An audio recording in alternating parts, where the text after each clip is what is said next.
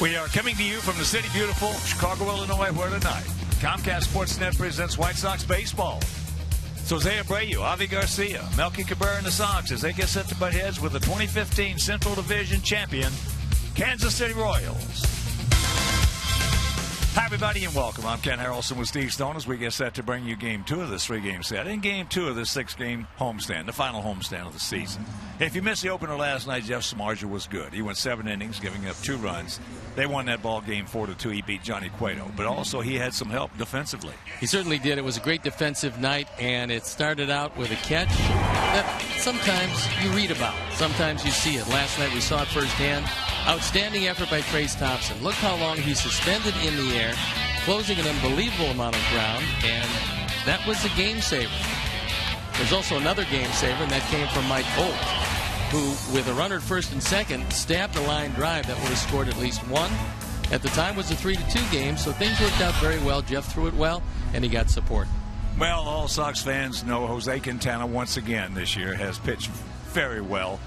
His record won't show it, but tonight he's going for his 10th win. And hopefully he'll be able to get to double digits because he has been throwing exceptionally well, leading all the baseball in no decisions over the last 3 years. As you can see, he spots his fastball, does a terrific job of it, can throw it high, down, in, out, whatever, and then just enough curveball and cutter to make it work up. And our lows never stop improving stat. The last 4 starts for Jose, 2-0. His ERA an even 1. As you can see, the strikeouts terrific, the walks very few. Opponents hitting just .228. So Jose's going to win one today. Could very well be his last. Hopefully he'll finish with a flourish, and the Sox will win the second of a 3-game series. And hopefully we can be somewhat of a spoiler. So sit back, relax, and strap it down. White Sox baseball coming your way.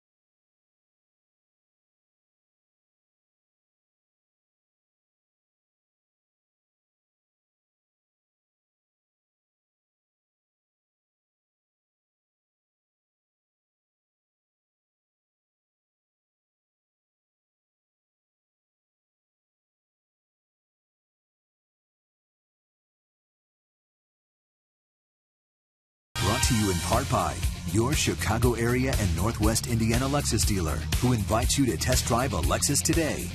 Blue Cross and Blue Shield of Illinois. Through it all. Audi. Truth in engineering. Xfinity. Your home for the most live sports. And by Toyota. See where Toyota takes you. Test drive one at your Toyota dealer. Toyota. Let's go places. Welcome back to beautiful U.S. Cellular Field. It's 57 degrees at game time. A chilly evening, but a nice evening for baseball, as this game means a whole lot to the Royals and for the Sox. They want to play spoiler, and they certainly did last night, as these Royals find themselves 2 games back of the Toronto Blue Jays, fighting for home field advantage throughout the playoffs. So let's take a look at how Ned Yost is going to line up his Royals for the game tonight. Mercedes Escobar moves back in the number 1 spot. Last night he was hitting 9th. Ben Zobrist in the 2 spot, and against left-handers this year he's been awfully good. Then it's Lorenzo Cain, Eric Hosmer, Kendrys Morales, who hit a home run last night, Mike Moustakas, Salvador Perez, Alex Gordon, and Alex Rios rounding it out. The defense and how they'll line up behind Jose Quintana, Melky Cabrera, Adam Eaton, and Trace Thompson in the outfield. Trace played a great left field last night. He's in right field tonight. Then it's Mike Gold, Alexi Ramirez, Carlos Sanchez, and Jose Abreu at first base. Tyler Flowers with the nod behind the plate, and our Lexus pursuing perfection starting pitcher is Jose Quintana. He's looking to even it up at 10-10. His ERA a terrific 3.38. He's going to go over 200 innings tonight, over 170 strikeouts. He's been awfully good and doesn't have a lot to show for it. The umpires for the game tonight: Angel Hernandez behind the plate, Chris Conroy is at first, Ted Barrett is at second, and Adam Hamari is at third. So Ned Yost, who came 1 game away from winning the World Series last year, has got his team poised and ready, although they have not been playing real good baseball lately. They've lost 2 in a row. They've lost 6 of their last 10. And they would like to see things get a little better before this season ends for them and before they head into the playoffs. So Robin just looking for a good solid outing, a lot like last night from his guys. They've thrown the ball around the infield, which means we're ready to play baseball, and I'm ready to turn it over to my play-by-play partner, Ken Harrelson. All right, Steve, thank you. And once again, good evening, everyone, and welcome to White Sox baseball right here on Comcast Sportsnet. So happy you could join us for Game 2 of this 3-game series. And indeed, it is a big game for the Royals. And that's one reason that our guys would love to play the role of spoiler. So here's Alcides Escobar, the shortstop. He'll lead it off. Last night he hit in the 9-hole. And our 26-year-old southpaw's first pitch swung on and fouled back. Kansas City comes in hitting at .269 as a club with a 3.79 ERA.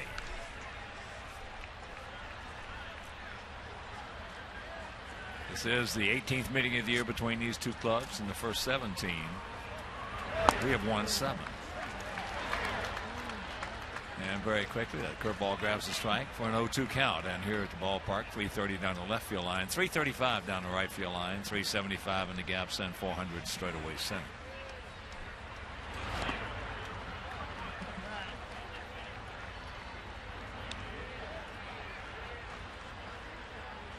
Nice ball game last night by Samardzija. Well, he ended up on 2 very good ones, which for him I'm sure gives him a sense of satisfaction after struggling through August.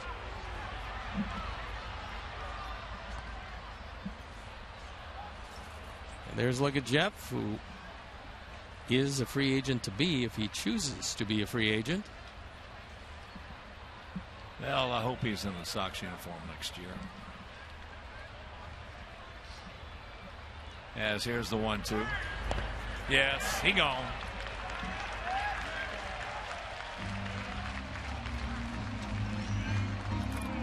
Good way to start the ball game. Good curveball down and in, and Escobar can't check his swing. So the man who's leading off has below a 300 on base percentage, which is the reason why Ned Yost took him out of the leadoff spot initially. And here is Ben Zobrist, switch hitting all-purpose player. Played second last night, and he is there again this evening.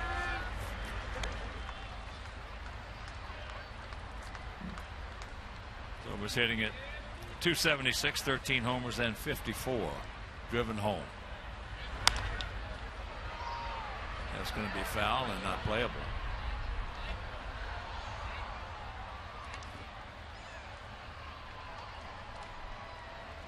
The wind is absolutely like last evening, and it looks like it's blowing pretty briskly. It blew everything across from left to right, including balls that appeared to be out in foul territory down the third base line, only to blow back in fair territory. That is popped up.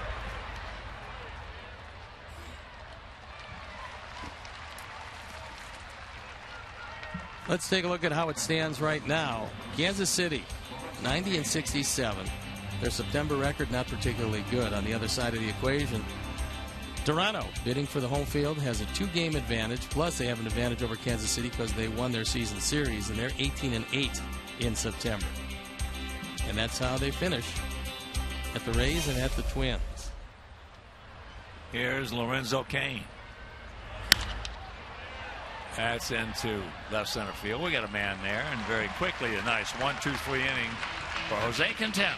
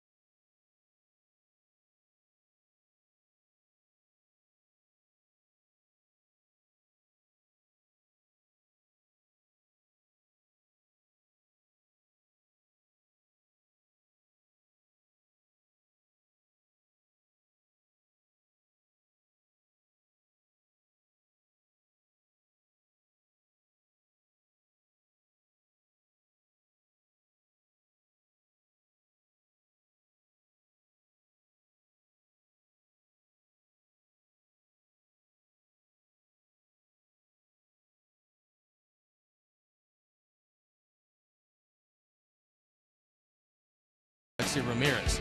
Avisail Garcia, the designated hitter, with Carlos Sanchez, Mike Holt, and Tyler Flowers rounding it out. The defense, and it's a good one, and how they'll line up behind Edinson Volquez. It's Gordon, Kane, and Rios in the outfield, with Moustakas, Escobar, Zobrist, and Hosmer in the infield. Salvatore Perez behind the plate, and our Lexus pursuing perfection starting pitcher is Edinson Volquez. On for his 33rd start. He's 13-9, his ERA, very respectable 3.65. As you can see, a lot of strikeouts. He's got a good slider. When he's getting it over the plate, he's pretty tough and has been known to throw inside on a hitter or two. And before we show you our picks to click you at home, select yours.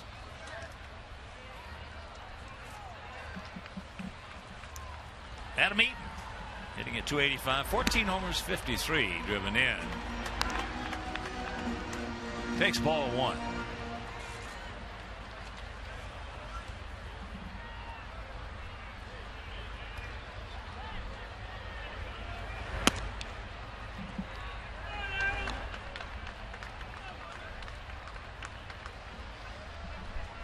He was 2 for 4 last evening. Lifetime against Volquez. Not good. 3 for 18. That ball hit hard. Kane got a good jump. He's back there. Wind trust sign. What new? He makes the catch. 1 out.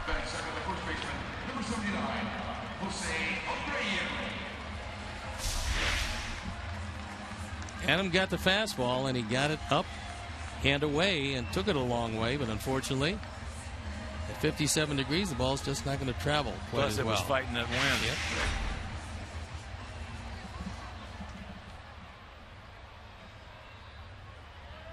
Normal evening is gone, but this is not a normal evening here at the ballpark, as there is first pitch missing to Abreu at 292, 29 homers and 98 knocked in.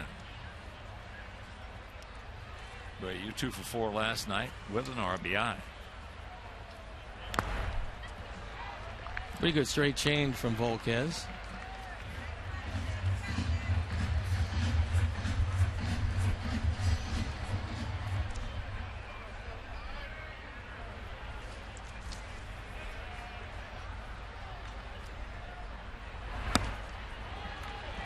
Pretty good fastball at 95. Volquez is pretty tough to take out of the ballpark. He's given up 16 home runs in 192 2/3 innings.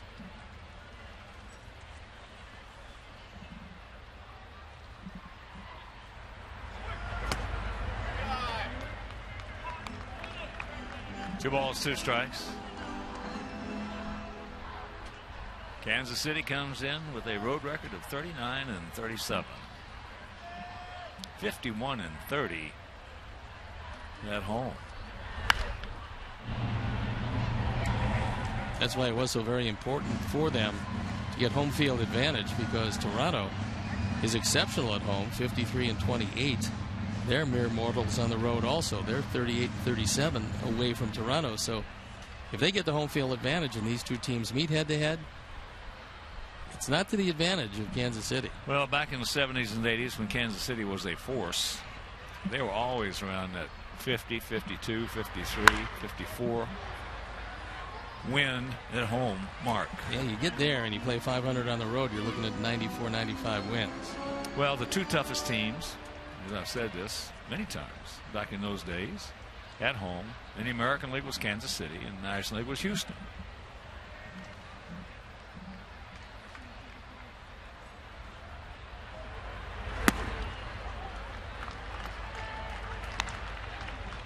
Full count.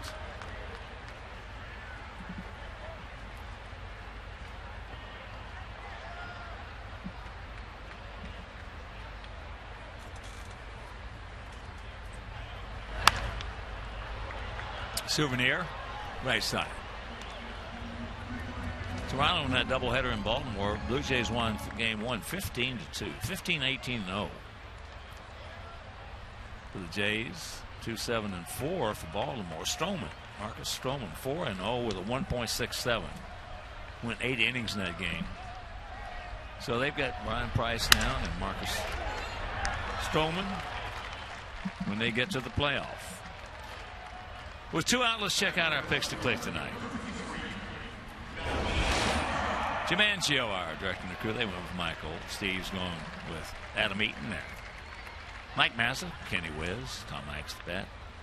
Pete Catazone, Laura Wenas, Mary Weiss, Tom Sheridan, Rich Kuchar, Mike Spadali, Matt Nye Keel, along with Nick Bristow and Charles Johnson. We're going to go with Carlos Sanchez.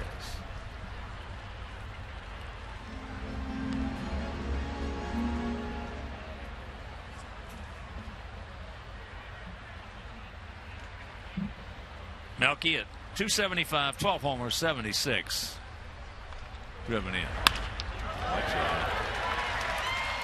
Almost deep butted him.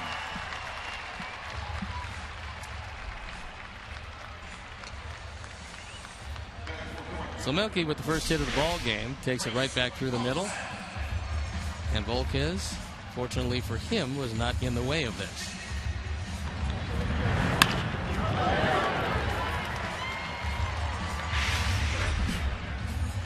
So here's Trace Thompson, 295, 5 homers, 15 knocked in, and what a play he made last night. It was a stunning catch. And if you missed it, poof.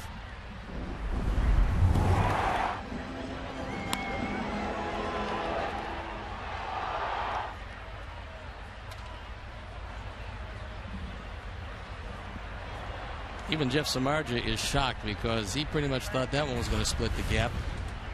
What a play it was. Everybody did. Jimmy Angio, our fine director for these many years, informs us from StatCast that he reached 22 miles an hour as he went across to try to run that ball down. And just made a remarkable play. Covered a surprising amount of ground in a very short period of time. And there's a bullet.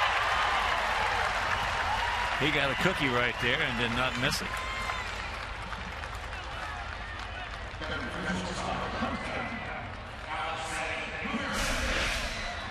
See where Perez wants it, and Volquez hangs it.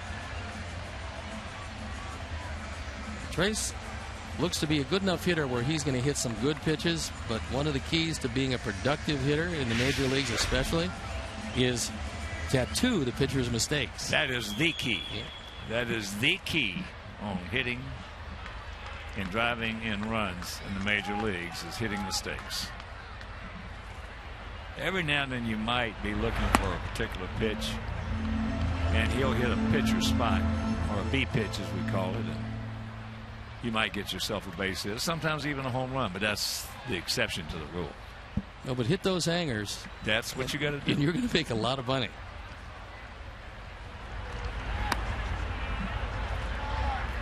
Alexei, 2 for 4 last night, hitting at .250, 10 homers, 61 driven in. Volquez came to prominence with the Texas Rangers. They got him to the big leagues, but then he discovered something when he went to Cincinnati and went 17-6 that year. Discovered he was a pretty good pitcher. And there's a shot base hit. They're going to hold him now. That's a 4-time Gold Glover out there in left field, and his name is Alex Gordon. Wise choice by Joe McEwing. He knows that Melky doesn't have the greatest speed. He also knows this ball is hit hard. And it's hit pretty much right at Gordon, who's got all the best of it. He catches it on one hop and then in perfect position to throw. And Melky would have been hung out to dry. Well, there's nobody in the American League better in left field than he is. No, he's state of the art. 4 straight Gold Gloves will attest to that. So here's Avi, and after 3 straight bullets, hit off Volquez.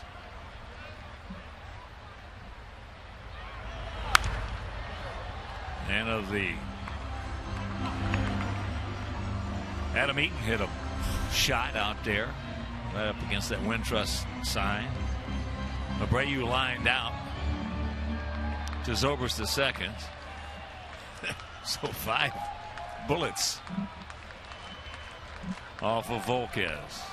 That's the AT&T Uverse multi-view. 5 bullets, and we have not crossed home plate yet.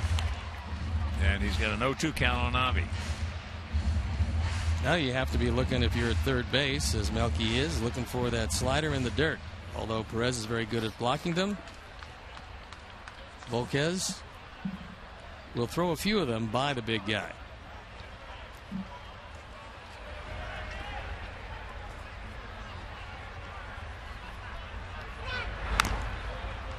Yeah, it's got a piece of it. He's got 3 wild pitches this year.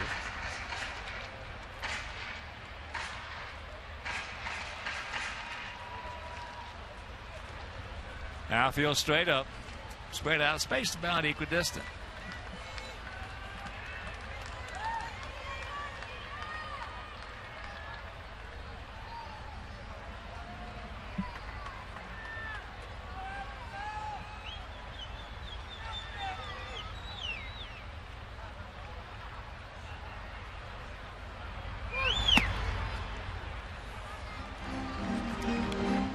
Well off the plate.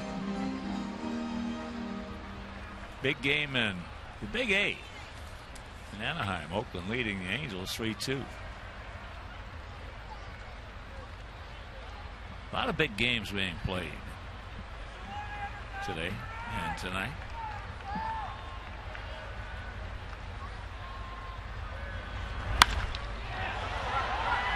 That's into center field. So we hit the ball very hard. 5 straight hitters, meanwhile, come up empty.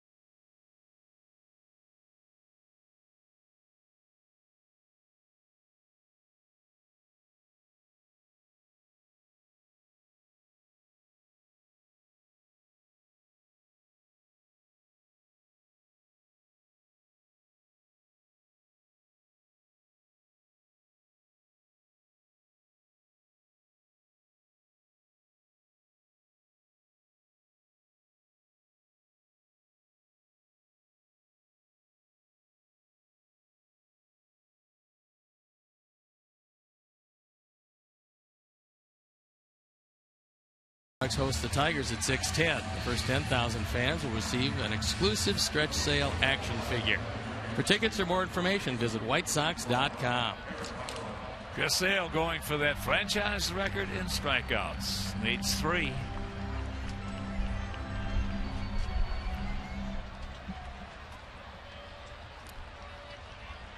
So Quintana with a 1-2-3 first has got Hosmer, Morales, and Moustakas. And Jose is used to seeing us get the bases loaded when he's out there, and he's also used to see us not getting any runs when we do load the bases. I believe it's been since September 16th since we've had a bases loaded base hit. 2 weeks ago. That's unbelievable. It is that. You would think one of them would bloop in there, but yeah, Kansas City special every now and then.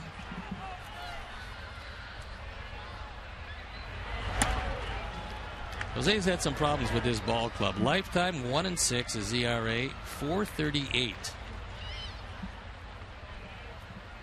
This year, he beat him the only decision he had. But last year was a very tough year for him. He was 0-3 against him.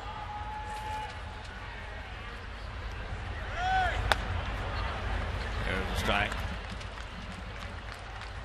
Johnny Danks on the other side of that page. They can't do anything with him. 10-2 lifetime.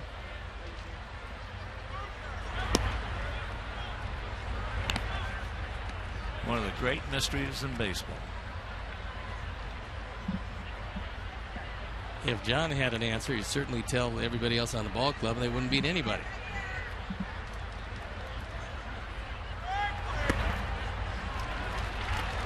So he walks the lead off now.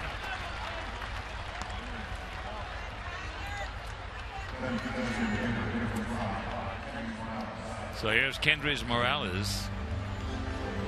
291, 22 long ones, and 106 driven in. In fact, he and Hosmer went back-to-back last night in the 6th inning for the 2 Kansas City runs. Although Morales is a good hitter from both sides of the plate, he doesn't have near the power right-handed than he does left-handed.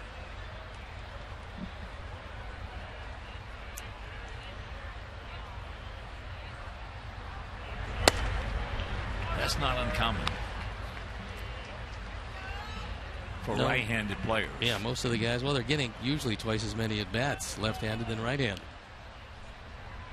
Even guys, messing around in batting practice. A lot of times you'll get right-handed hitters, strictly right-handed hitters in there in batting practice, and they'll have a game, Pepsi game or beer game or whatever, and they'll hit left-handed. Yeah. And when they connect, you're talking about way back up in those seats and maybe even the concourse. Out in front of that one in the count 1-2. Morales will ground into double plays. He leads the team with 24 of them.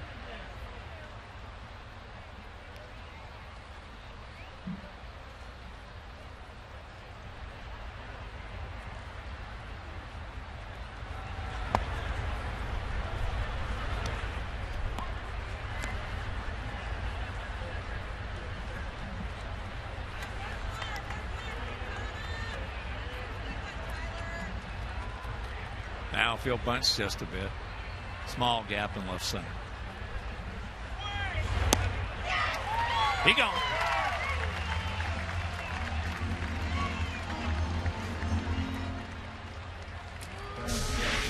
He got Escobar on the same pitch that he got Morales. That curveball down and in. Good spin. And a beautiful position.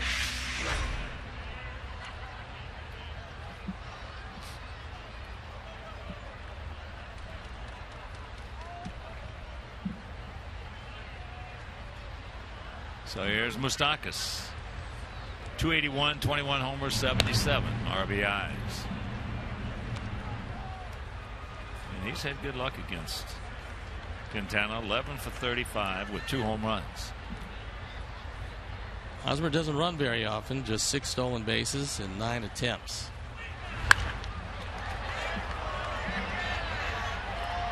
Moustakas just missed that one. Carlos. If he calls for it, you got to get out of there, buddy. I think that's what Trace is talking to him about now. A lot easier. Well, Carlos is really good on pop-ups. Yep. He thinks he can. Reminds me a little bit of the former Minnesota Twins shortstop, Christian Guzman. He would try to catch pop-ups in short right field. He went after everything that went in the air. As that is fouled back by Salvador Perez.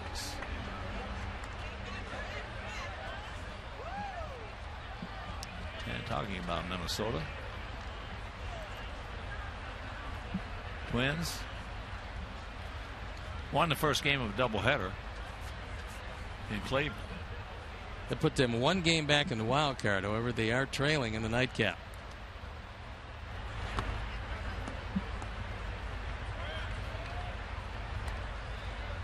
They're trailing 2-0, bottom of the second at Progressive Field.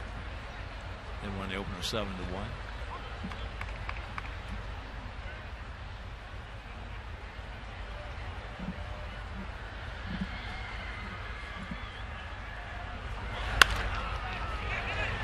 Carlos to take care of it.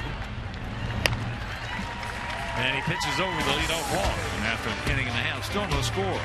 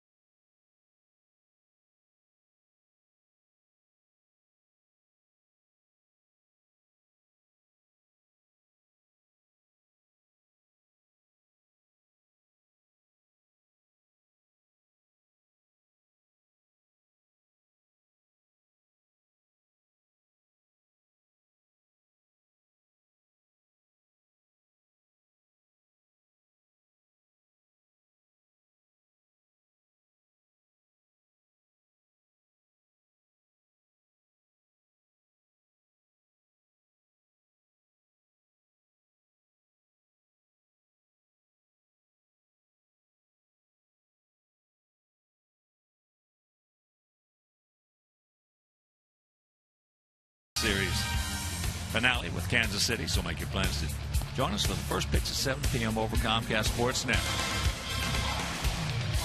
And of course, very seldom do you ever see a situation whereas we want to beat Kansas City, we want to be a spoiler in this series. Then once that's done and we go on to Detroit, most of the time, most of the people in the Central Division would love to see Kansas City go on and go deep in the postseason, go to the World Series and win it, because it always makes your division look good. Well, if they can get their pitching straightened out, they certainly have everything else they need now that Wade Davis is going to close. Well, last year they came within 1 out of winning everything, and if they hadn't had run into that monster, which is one of the great performances in World Series history. Yeah, Benison Baumgartner was unbelievable. Well, it was great. It was good to see. It really was from a baseball standpoint. And Sanchez hits that ball well into left center. You like to see great performances on that big a stage, and certainly he did it.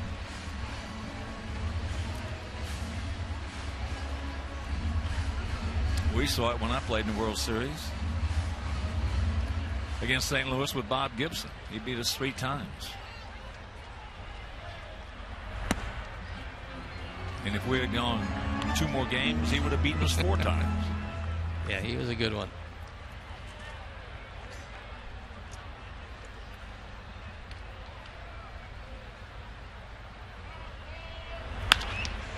That ball hit hard.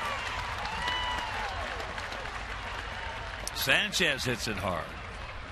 Holt hits it hard. Yeah, so far, Volquez is not fooling anybody, and the only thing is he's kept the boys off the scoreboard. They keep hitting the ball on the button. Not much to show for it. This is the 9th place hitter, and the first 8 guys, only Avi does not hit it hard. He popped up to center.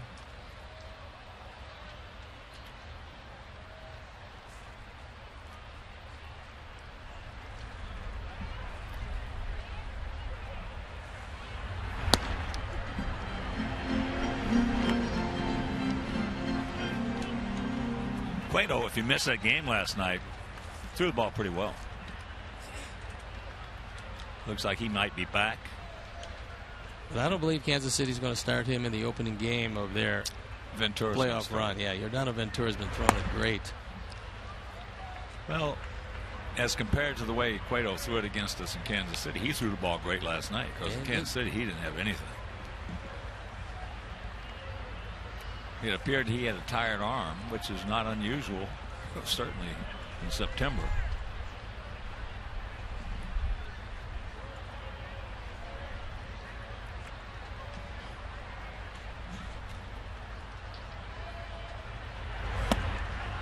Flowers can't get it.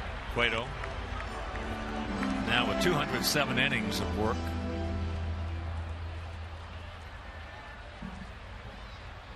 Johnny, last year's National League runner-up for the Cy Young Award. Well, he's fun to watch. He was fun to watch last night.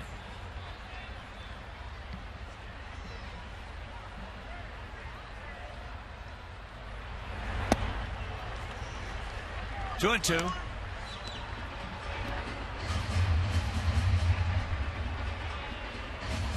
Pittsburgh won that first game against St. Louis 8-2. They trail game 2 6-0, top of the 6th inning at PNC.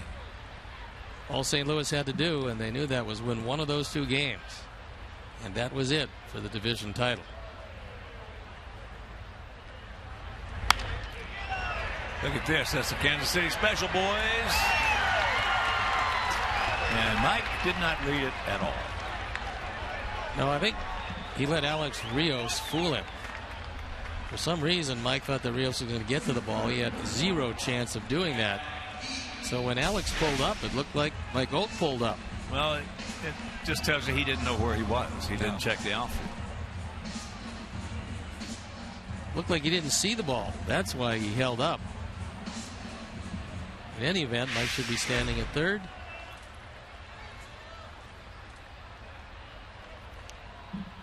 Here's Adam. He took Lorenzo Cain back up against that wind trust sign in deep left center field. Next first pitch strike.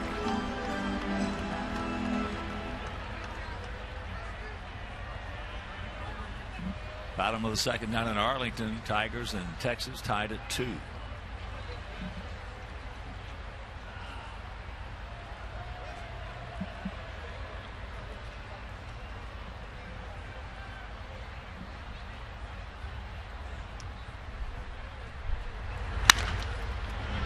Adam with that home run last night. If you missed it, a change up from Cueto.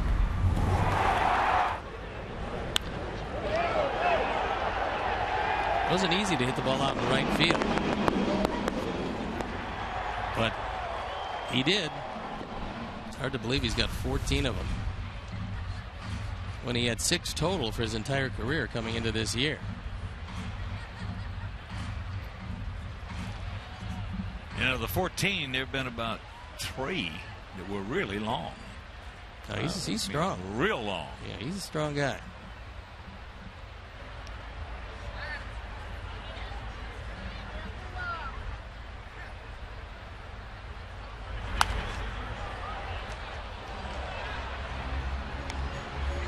That's back out onto the field.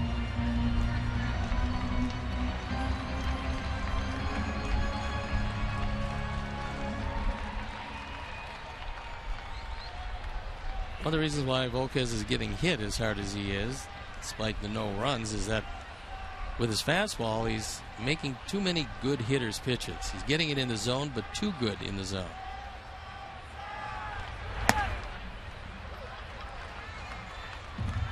way high.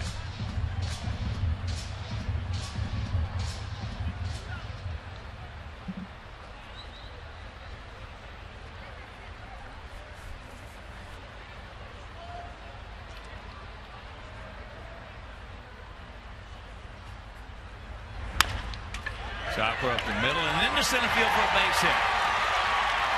So it's going to score, and it's a 1-0 Sox lead on one of the softest hit balls of the game.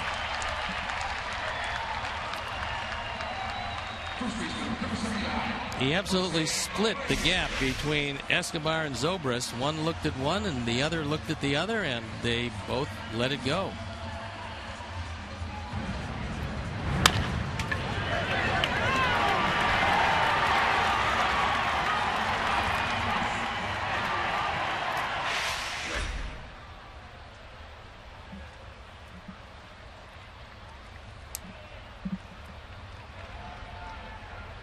Here's Abreu. He lined out to Zobrist at second.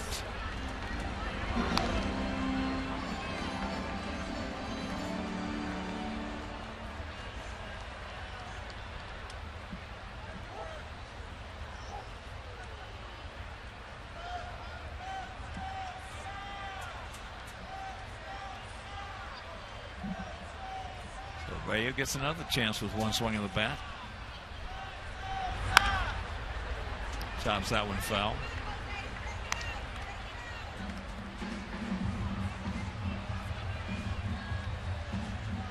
With runners in scoring position, Jose has been awfully good. 344 and 62 driven in.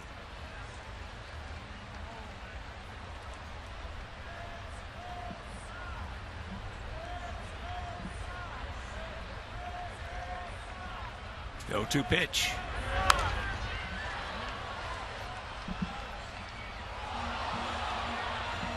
There was a good pitch to hit. Couldn't do anything with it. That's an example of being well ahead of the hitter and then making a mistake. But unfortunately, he got away with it. On our Menards pitch tracks, we'll show you. Well, we won't show you, but it's right down the middle.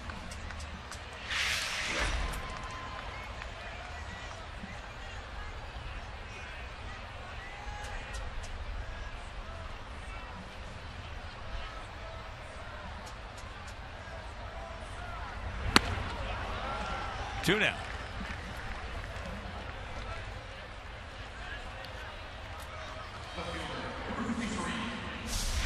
He just reaches back and throws it by him. First strikeout. And here's Melky. He had a bullet right back through the middle for a base hit last inning.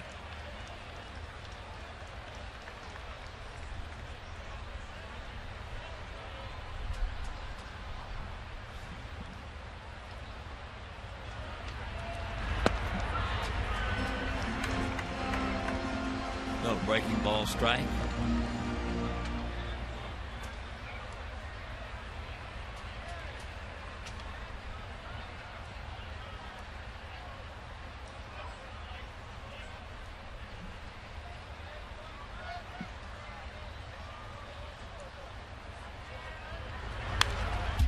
Oh, he got a cookie.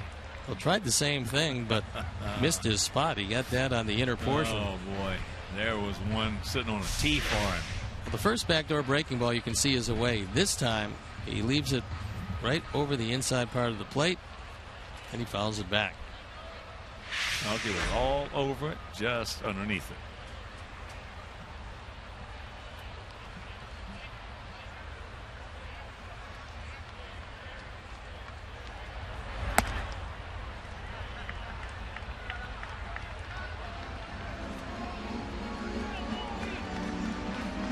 Gap out there in right center if he can find it.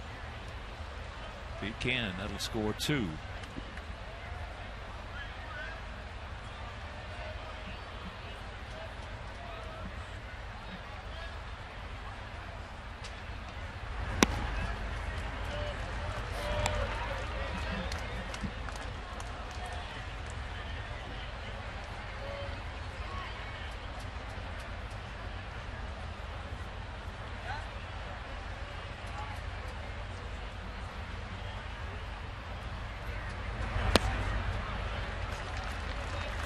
full count.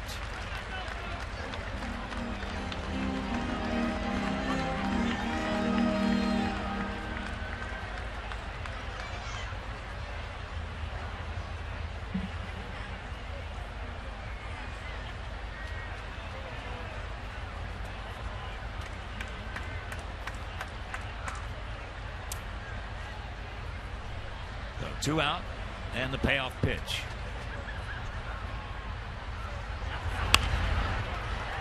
It was just a get me over breaking ball right there that he got away with.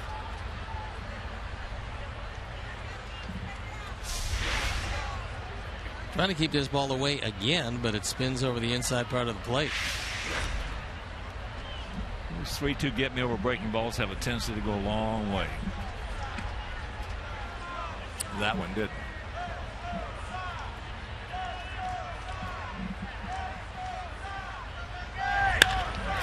Shot caught.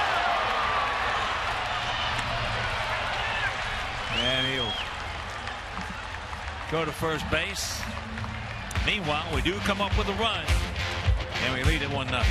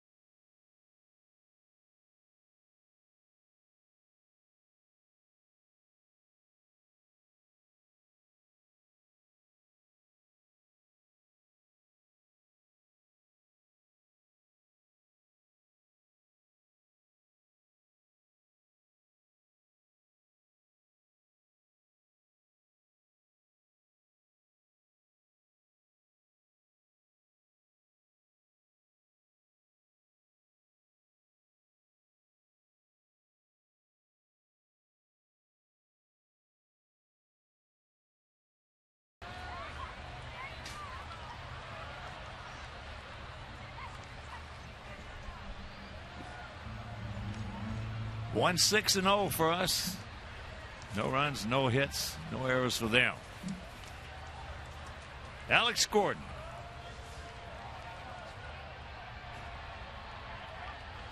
Alex Rios. Then back to the top of the order with Alcides Escobar.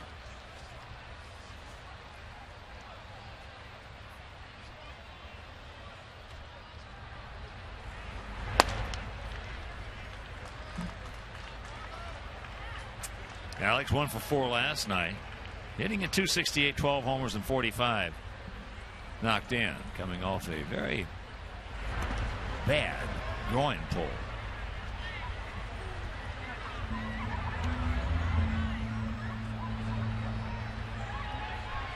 Here's a guy really enjoying the food. Mom doesn't want to give it up exactly, but he said, "Come here, hold on, don't go away, I'll get it." Takes that pitch inside and count 2-1. He's trying hard, but you can't eat the top.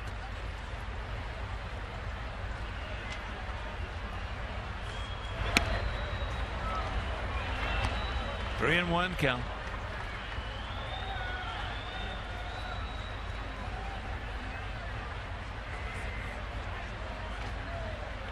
Infield playing him as a dead pull hitter, as is Adam Eaton. A couple steps into right center field.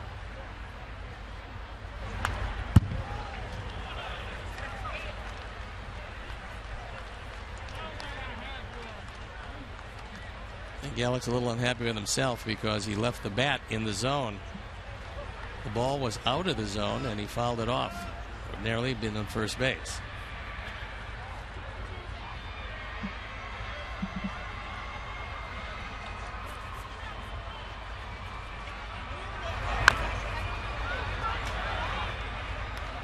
And that breaking ball is top foul.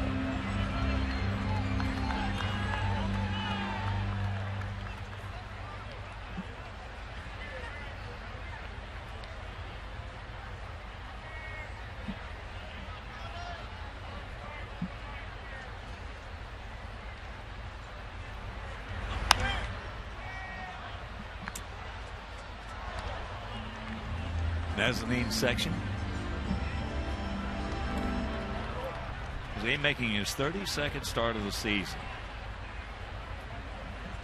So far, he has worked in 199 innings. That ball hit hard. Adam. Nope. This tied at 1.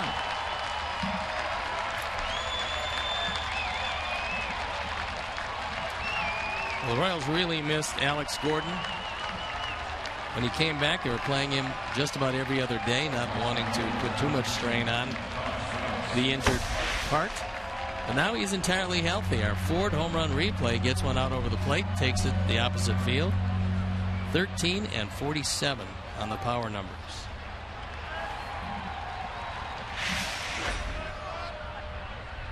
Here's Rios.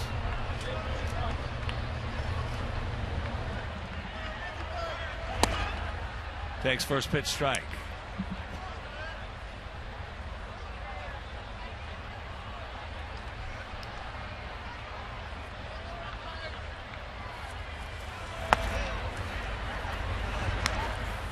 Oh, and 2 the count. For Jose, that's only the 15th home run he's given up, knocking at the door at 200 innings. So that's a very good job of keeping the ball in the ballpark for the most part.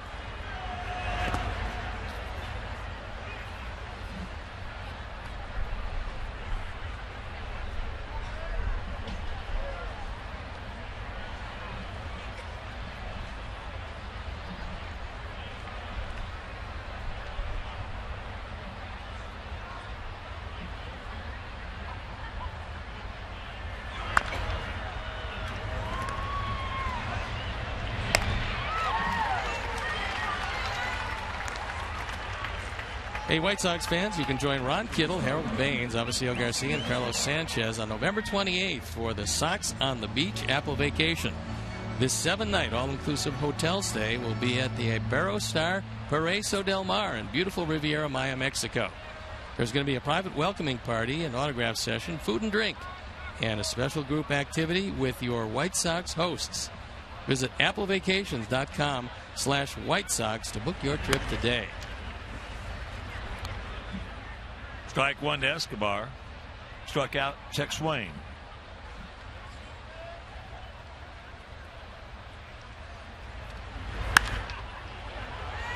And that's hit into right center field.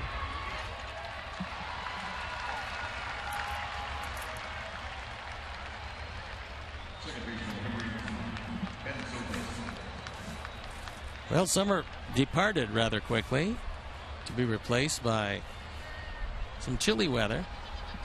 Well, we certainly cannot complain about this September, weather-wise. Nope. But there's going to be some complaints this weekend if that storm does indeed hit both Saturday and Sunday. It could really extend the season for a couple of days, depending on how many games are rained out. And apparently it's barreling straight ahead toward the East Coast.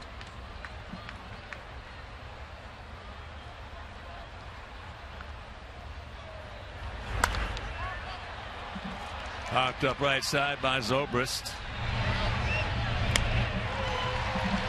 And that'll retire the side, but not before the opposite field home run.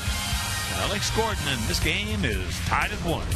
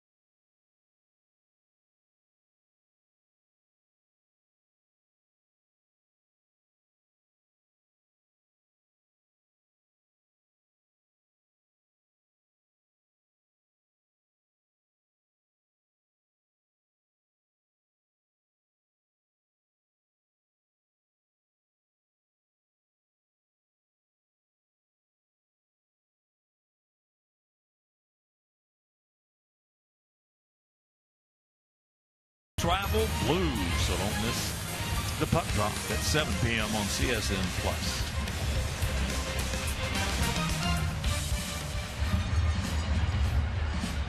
Thompson, Ramirez, and Garcia.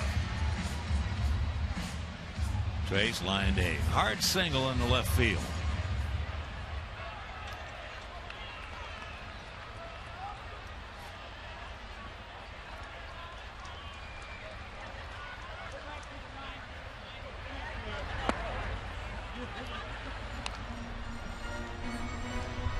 Oh, I won the count.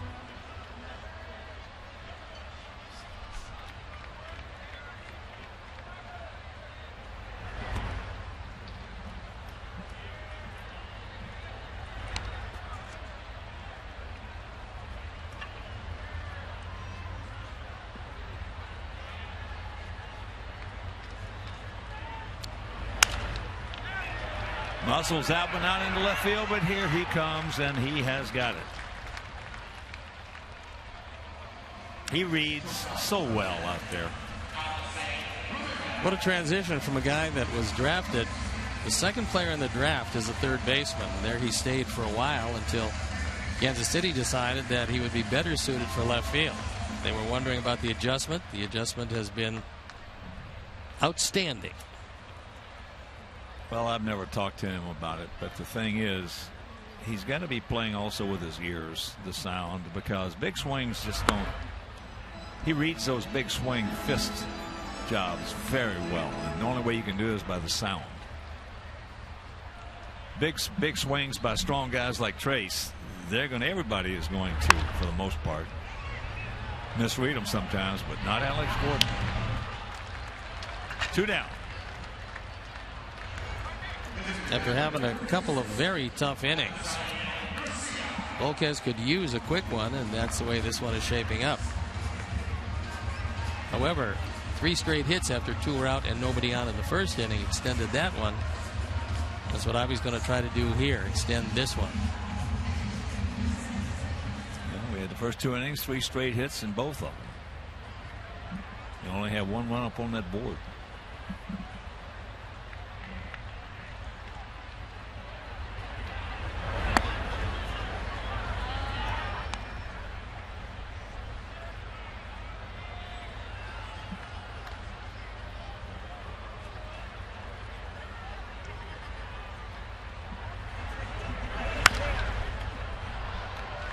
That is souvenir time right side. And you'll notice if you've been following our Sox lately, Avi almost every time he goes in that box is 0-2.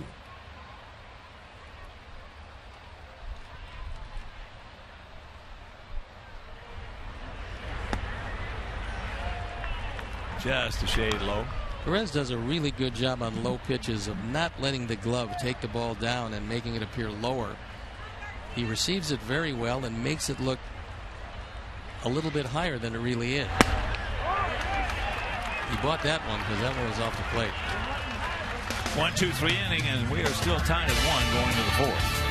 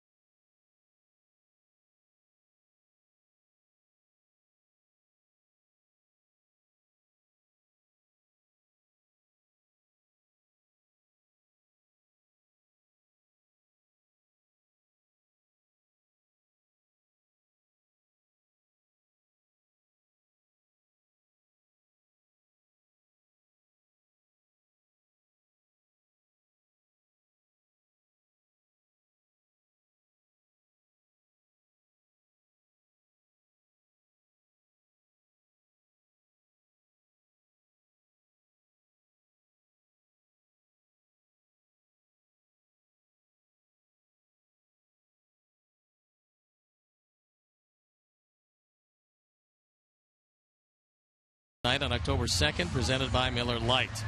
There's going to be Latin dancing, music, special activities for kids, an on-field parade, and a post-game fireworks show. It's not a good time, it's Miller time. Miller Lite, official beer of your Chicago White Sox. Tickets start as low as $10, so to purchase, visit whitesox.com/NHH.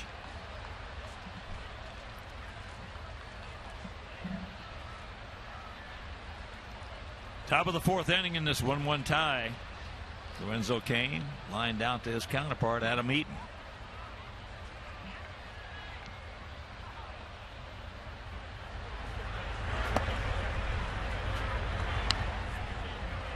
Takes low ball one.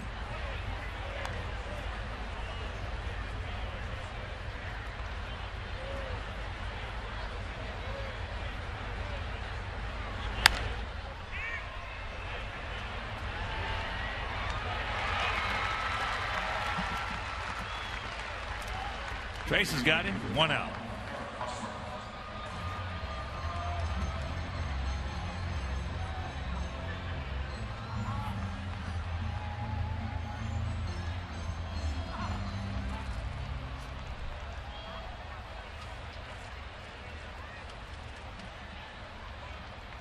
Hosmer, he walked leading off the second inning.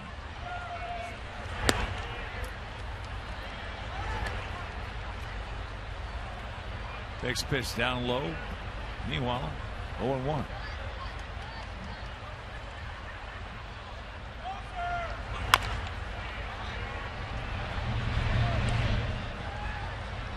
Just foul. So 2 strikes. A couple of years ago, 2013, Hosmer hit .302, which is exactly where he sits here today. He tore up the minor leagues, having batting averages of .364. .354, .313 one year, and he's been a good hitter wherever he's gone, and he's probably a better hitter now. He hadn't even come close to reaching his ceiling. Not even close. And he's still got pretty good numbers. He's got very good numbers. No, he is. It's a mindset. That's what it becomes.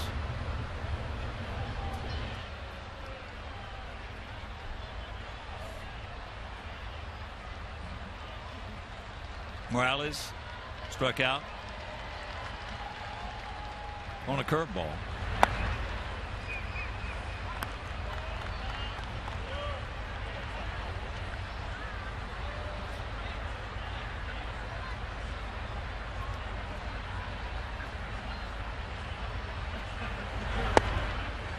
Big hat.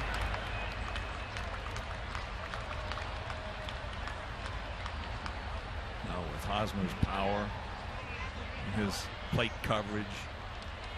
I'll never forget the first time Jake Peavy pitched to him.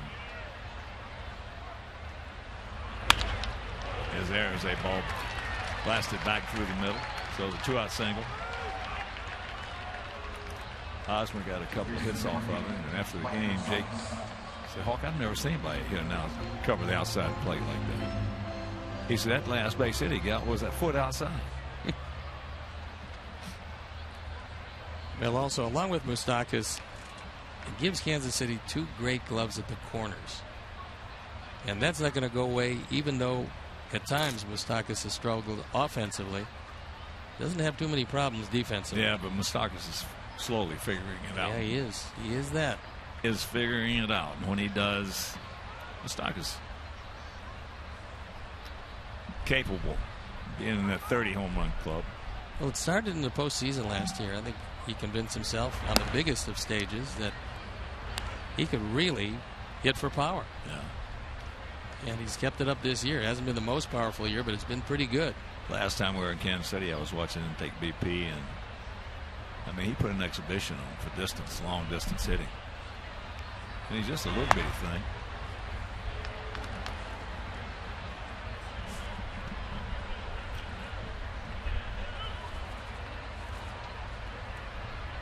But the corner work is where it's at on any club. It's hard to contend at the major league level. If you're soft at one corner, and especially if you're soft at both of them, they better hit a ton. They better hit 30, 40 home runs and drive in 100, 110, 120.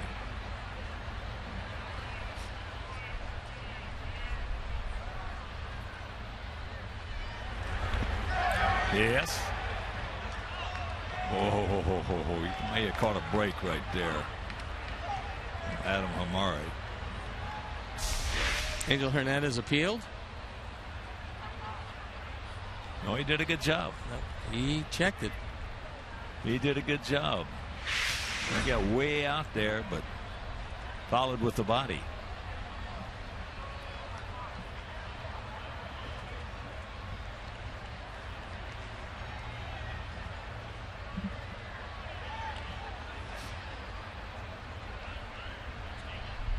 Two pitch. Backs up, makes his own hop.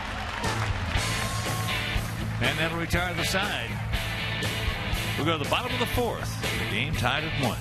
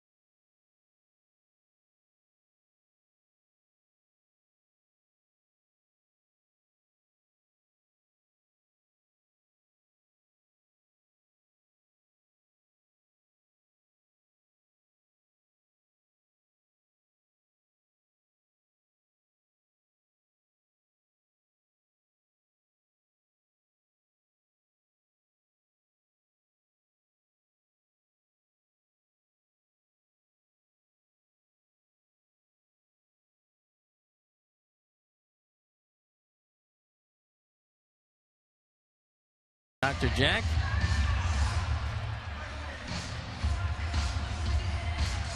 That is his daughter, Laura.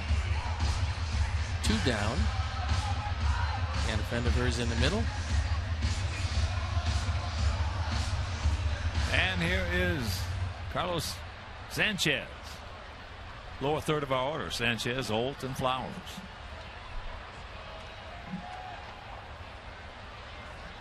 Carlos 0 for 1, hit the ball very hard deep in the left center field.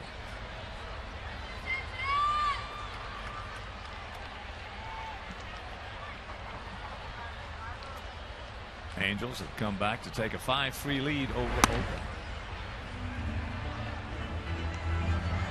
Angels would be somewhat of a remarkable story if they end this season in the playoffs one way or the other. Division or wild card. Been a remarkable recovery. And they're working on 7 wins in a row.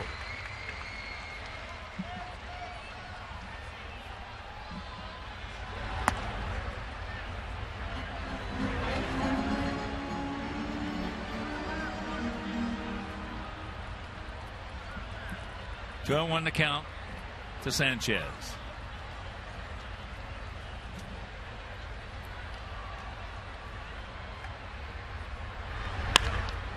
Look at this. That is just a great little approach right there. It's caught, but it was a great little approach. He just tried to serve it out there into short right field, like he would a little lob shot. He just went down and got it because he had already committed on the swing. This one dipped out of the zone, caught it off the end of the bat. And Zobrist makes the play. That's a nice little swing to have, though, especially on 0-2. Got to protect. You can't leave it in the hands of the umpire. That's what we talk about so often. You can't have the same swing on 0-2 as you do on 2-0. It's two different thought processes. When you go to that plate, you're going to get 3 strikes, and you just can't have the same swing on all 3.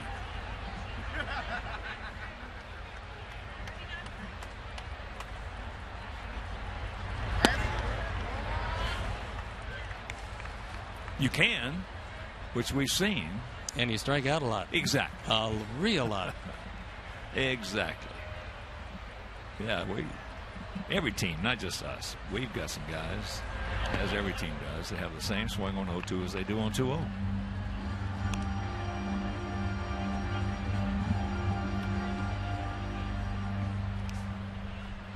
And most of the time, it's certainly not the hitting coach's fault.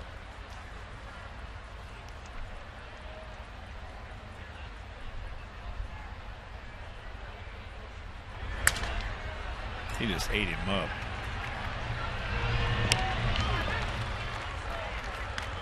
So Olds is retired. 2 down.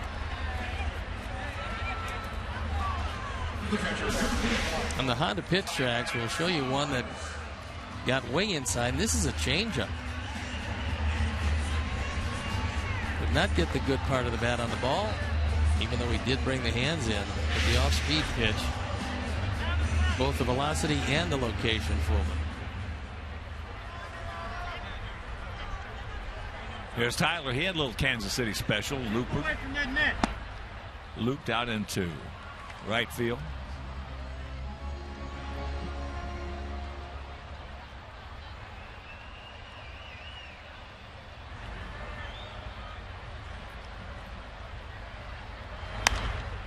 Ate him up with that pitch.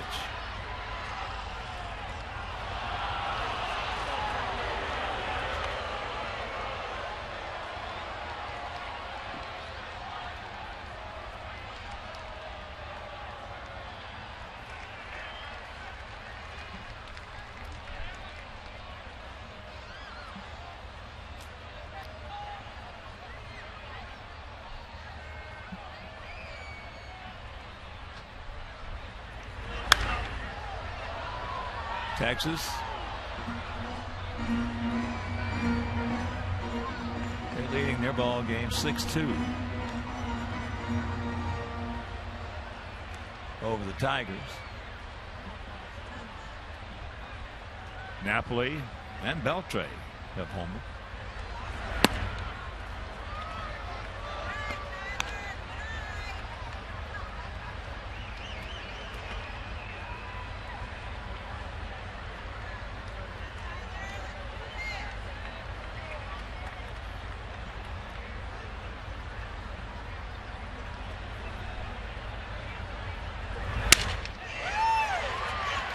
Another Kansas City special. Just fisted out there in the left.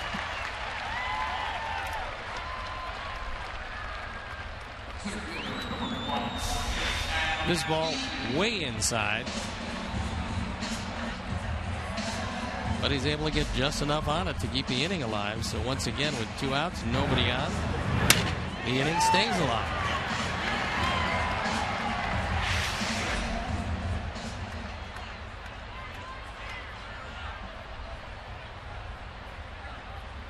And in the Bronx, Mookie Betts has hit his 17th home run to tie that game at 5 in the 7th inning.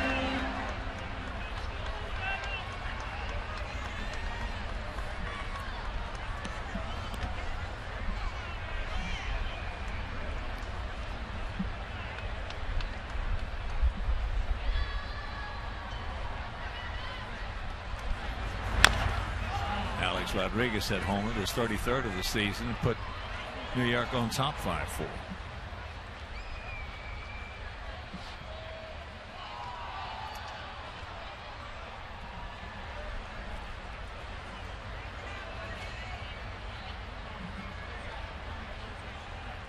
One on, 2 out, 0-2 the count.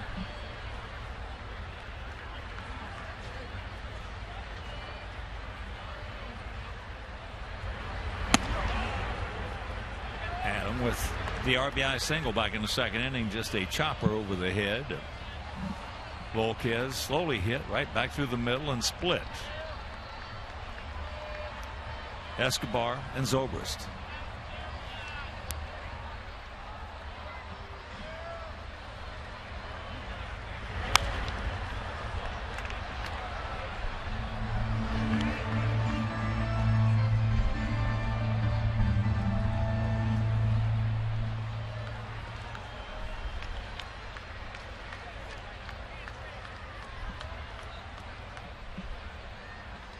Cubs leading Cincinnati 5-1, top of the 8th at the Great American Ballpark.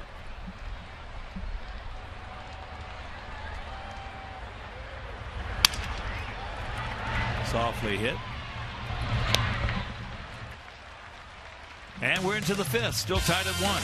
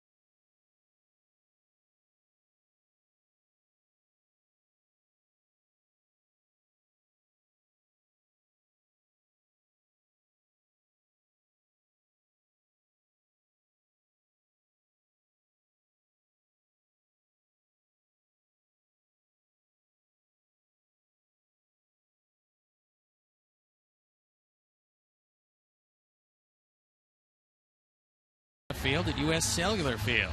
It's accessible from the 100, 300, and 500 levels. Young White Sox fans can learn baseball fundamentals from Chicago White Sox Training Academy coaches. The space features batting and pitching cages, base running areas, and more skill instruction. It's all from Xfinity, your home for the most live sports. Top of the 5th inning in this 1-1 tie. 1-2-0 for them, 1-7-0 for us. It'll be the lower third of the order. Perez, Gordon, and Rios to face Jose Quintana.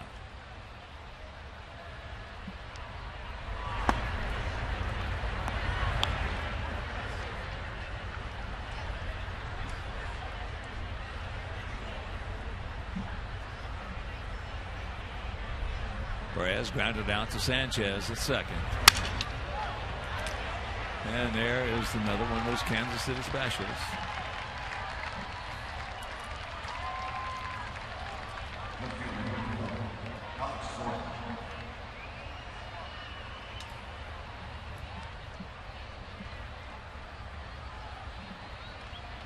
So here's Gordon.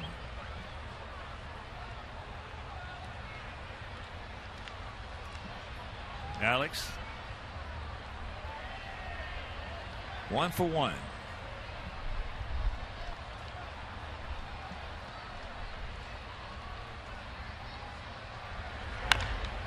And if you miss that one hit, poof. Leading off the third, he got one out over the plate. And Adam just ran out of room. Adam's wearing that Wintrust saying out.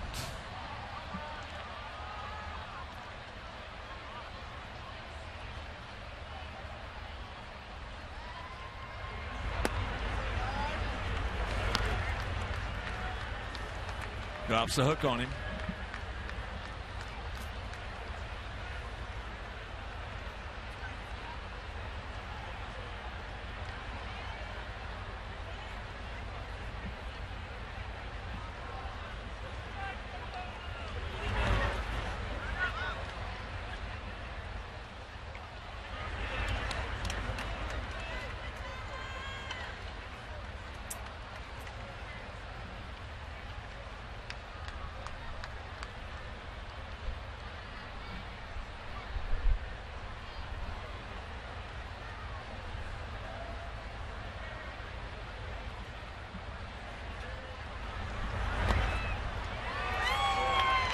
He gone.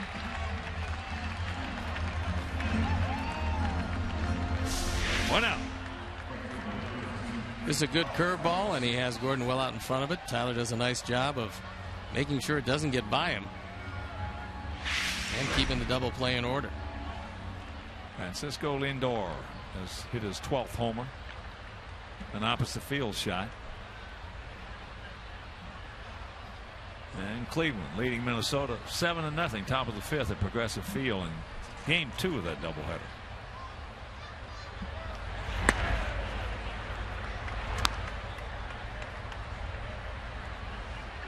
What a player he's going to be. What a player he is right now. He's 21 years old. Yeah, he's going to be exceptional for a long time. There's a strike, backdoors him, catches the outside edge of the corner.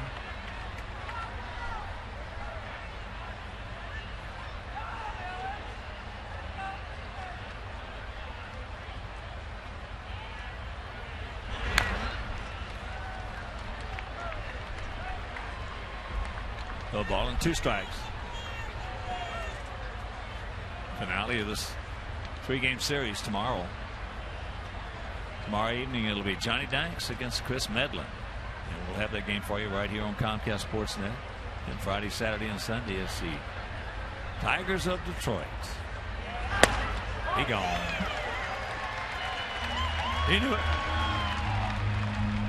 2 down. Strikeout number 4. And he threads the needle on the inside corner. Tyler wanted a little higher than he got it, but it surprised Rios anyway, and he takes the seat.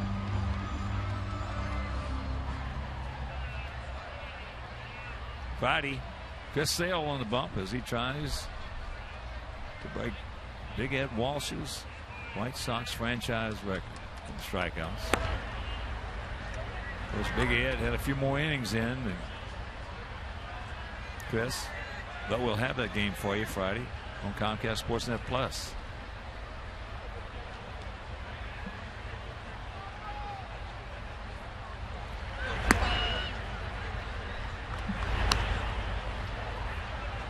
Escobar has struck out, and he is lined out to center.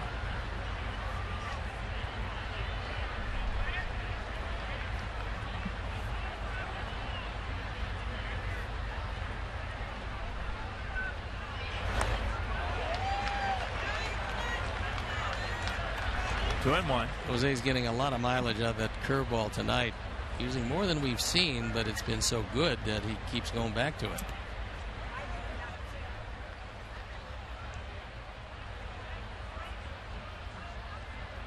It's going to be another one.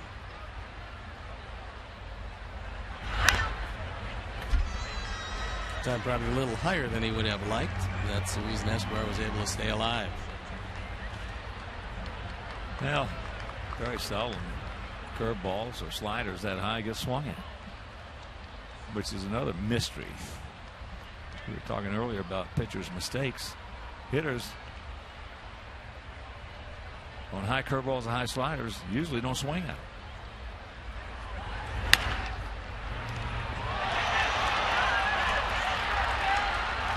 That'll be an error.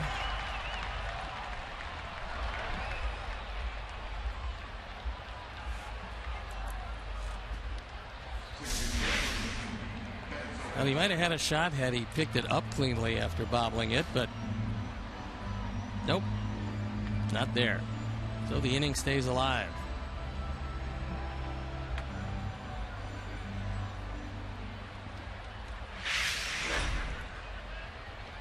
for a good clutch hitter, Ben Zobrist. He's popped to center and he's popped to first.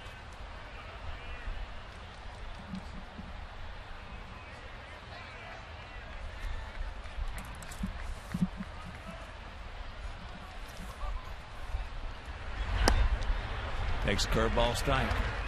And if you had a choice, this would not be the side you want to face him. Zobrist with that Kansas City uniform on, hitting .356 right-handed coming into this game.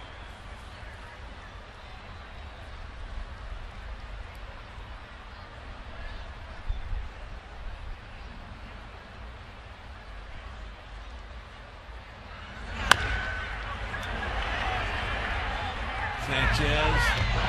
What a play! And the nice pick, but what a play by Carlos Sanchez. Yes.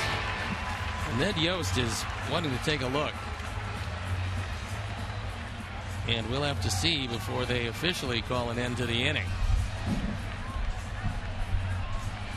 So he has resigned himself to the fact that that's it. He's out. This guy is out. And we're halfway home, tied at 1. Look at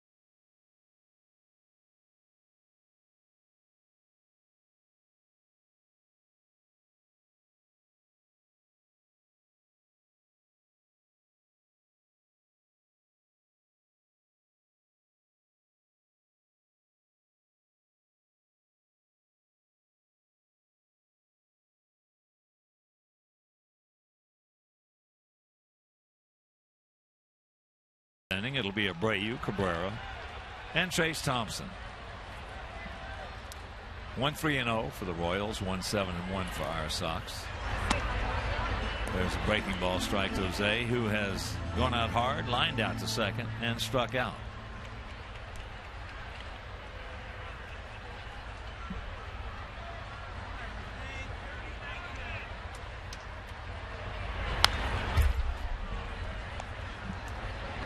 That one at 94, top of the zone. He was all over it, but underneath it.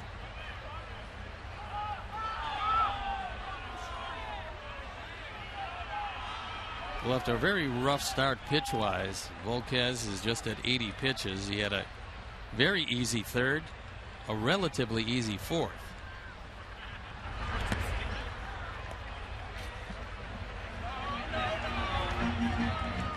See, the first two are pretty tough, 25 in each, and then 9, 19 because of the base hit last inning, and the 3 so far.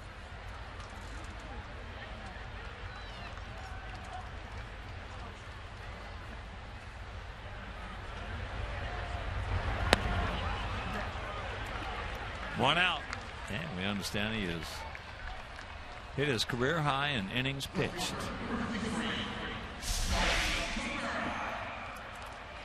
Is a hard breaking slider, and you only have two choices. You either lay off or you strike out. What happens when you get ahead of a hitter and make a tantalizing pitch?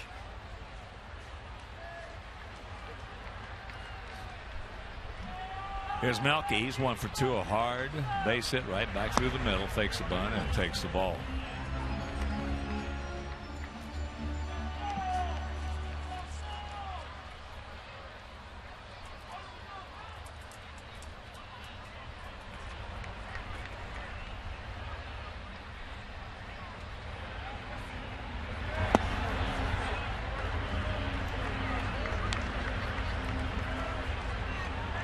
Marquez last year pitched for the Pirates, and he did a good job. He was 13-7, an ERA just over 3, and Kansas City picked him up as a free agent.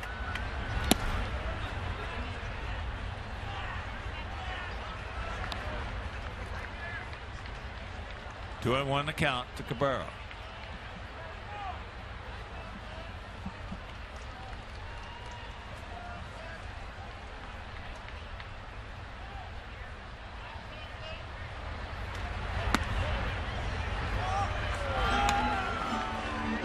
That evens it.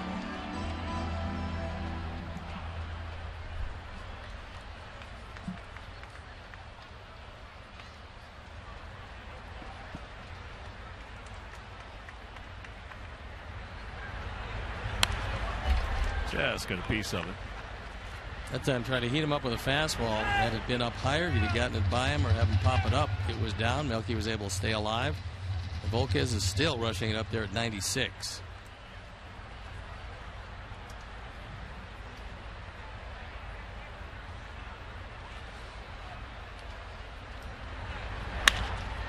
In the hole, placed nicely by Melky.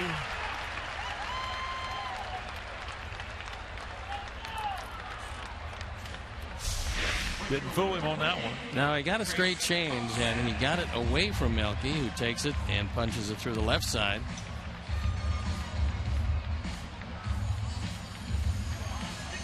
There's just a nice piece of woodwork right there. Former teammates having a little chat at first base. So one out, one on, and here's Trace Thompson. Melky part of a very good Kansas City outfield at the time.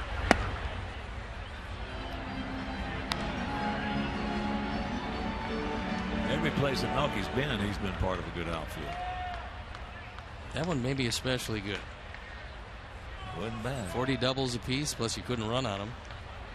Wasn't bad. He was playing center field for those of you who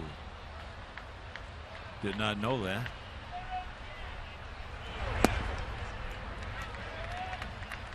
Good check right there by Trace, and the count 2-0.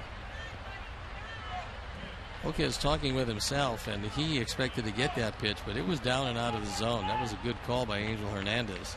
Angel's had a good game. He has had a good game behind the plate, as did Adam Hamari last night.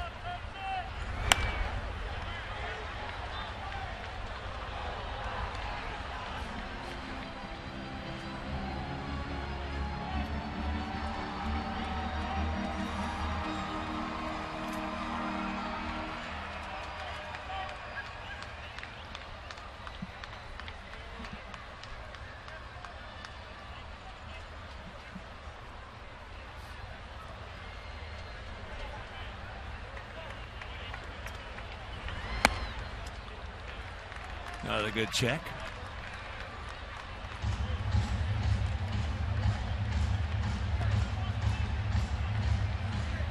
Three and one to count to Thompson.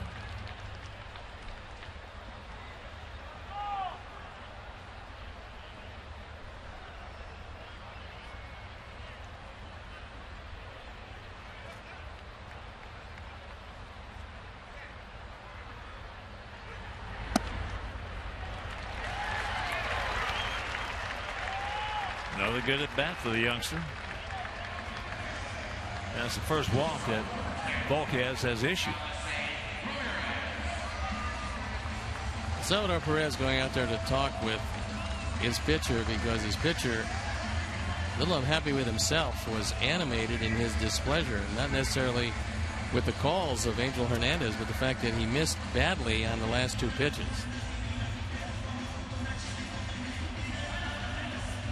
It's been the one thing that Perez has been able to do since the time he put on a uniform in the Royals organization was control the pitching staff. Give them a lot of confidence that he is indeed the leader. He has been from the beginning. And that's one of the things they talked about as he wended his way through the system. Orioles have brought a lot of good position players to the major leagues. Alexei has singled in the left, and he is grounded to his counterpart, Escobar.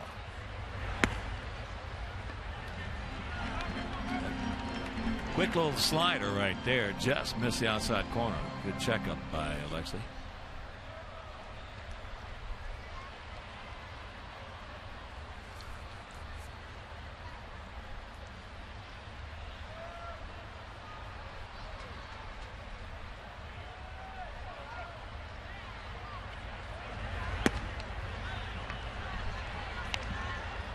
He's got the catbird seat at 2-0.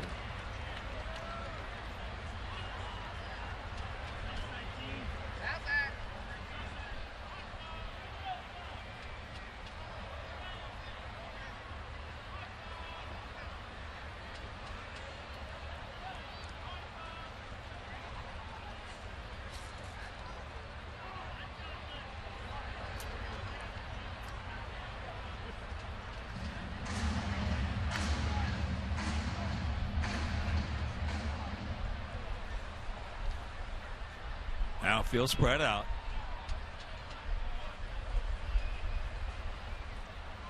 As a rule, Kansas City outfield really plays a spread out set. That was not a strike, and the count 2-1.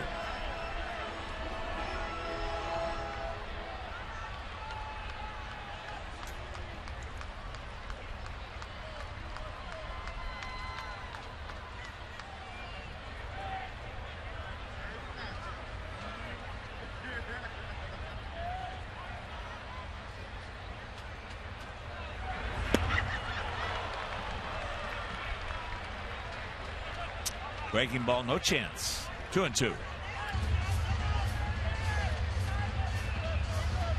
For the first time tonight, the bullpen up and going is Franklin Morales. Hard throwing left-hander. We saw him warming up last night. He didn't get in the game, however.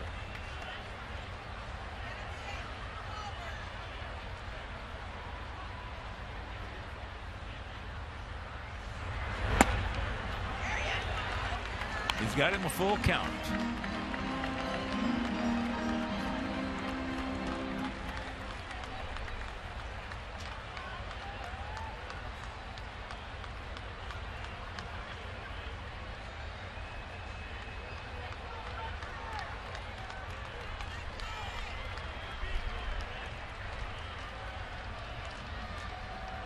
One out, 2 on. And the payoff pitch.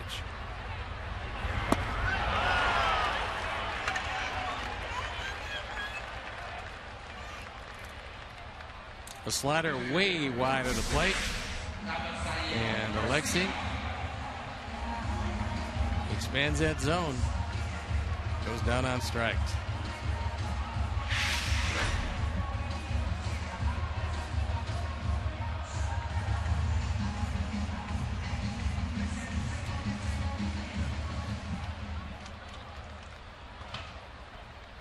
Here's Avi.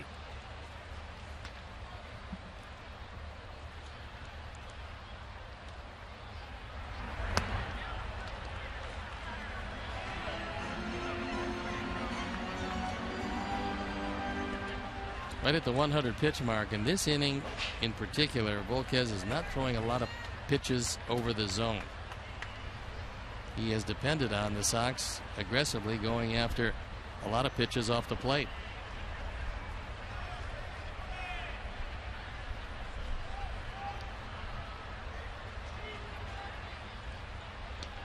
Well, we have struck out 261 times more Kansas City. So it's almost 10 games and nothing but strikeouts. More. Yeah.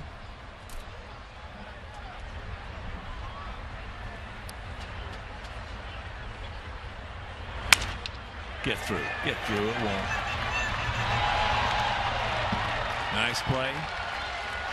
And that'll retire the side. We're into the 6th, still tied at 1.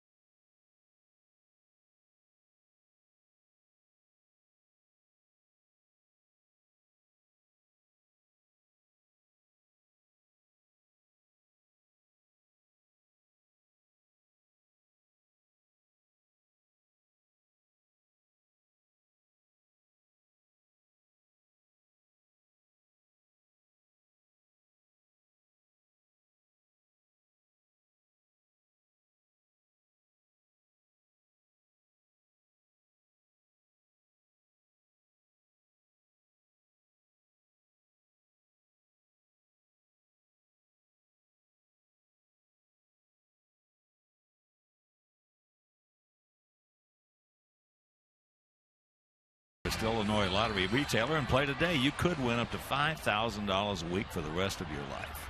Cash for life. The longer you live, the more you get.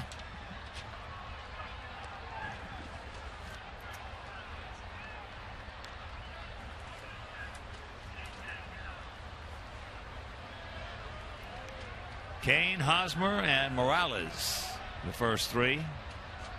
So the heart of this order.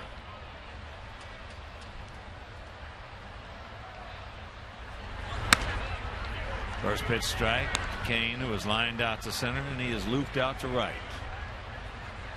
This outing for Jose very similar to what he's done most all of this season.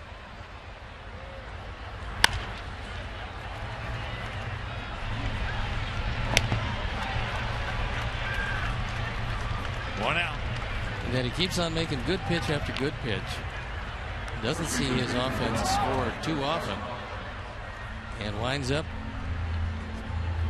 in a battle just to get a couple. Look at that line. It's outstanding. 5 1/3, just 3 hits. The home run, the only run with 4 strikeouts and a walk. Well, he's got quite a few traits. But the first one you could put your finger on and identify when he was a youngster, first year with us, is that when the season was over, getting close to the end, you could see he is not afraid to pitch out of a jam. And that is quite a good trait to have. You get some, as Hosmer, he's waved with that one. You get some guys, once they get in the jam, they're dead. They're gone. So he showed very early that you might get him, but you're not going to get him to lose his composure, because he never does. Likes that.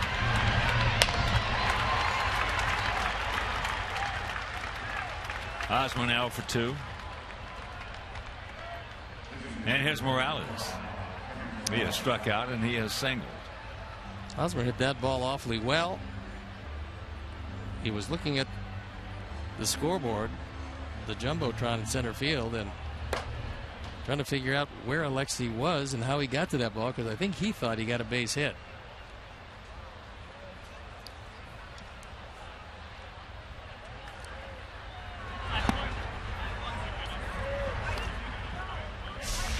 if you're playing him up the middle, which he is,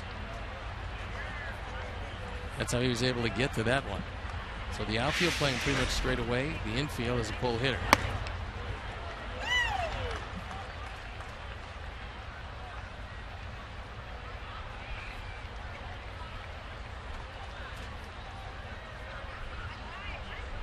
The 0-2 pitch.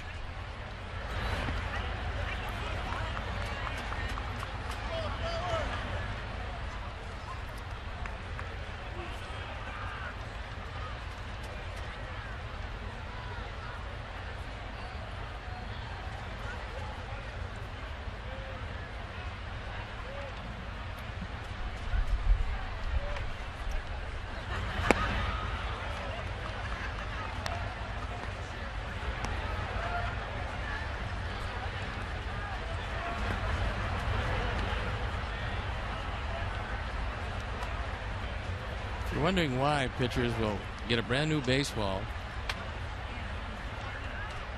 rub it with both hands, and then throw it back to the umpire. Sometimes the baseball just doesn't feel as good as the other one, so they'll wait and see. Maybe they want the higher seams or the lower seams, whatever the case.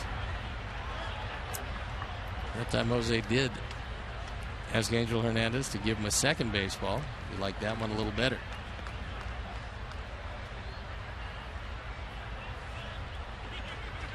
Full count, the Kendrys. Kind of an interesting shift. Sanchez went right up the middle.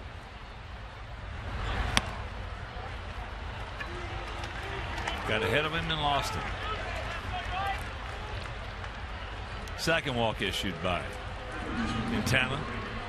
And with 2 out, that'll bring up Moustakas, who has popped to second and grounded to first.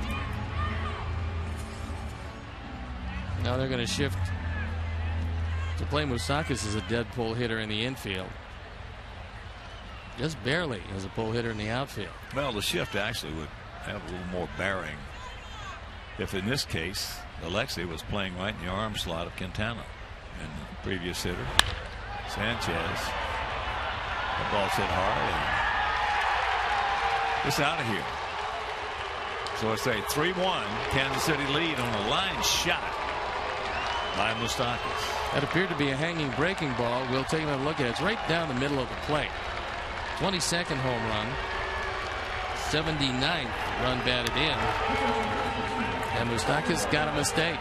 So the walk to Morales kept the inning alive. As you can see, it's a rolling breaking ball. It's right down the middle of the plate. And a Ford home run replay shows you that it scatters the bullpen.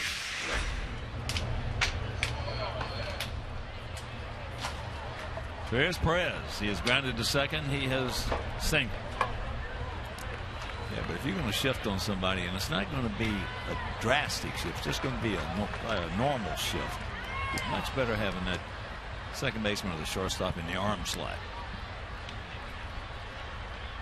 Not all, but it bothers most hitters.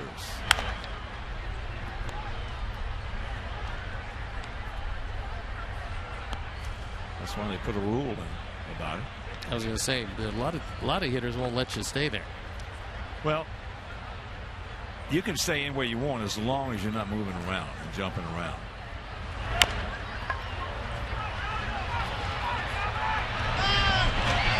Good base hit.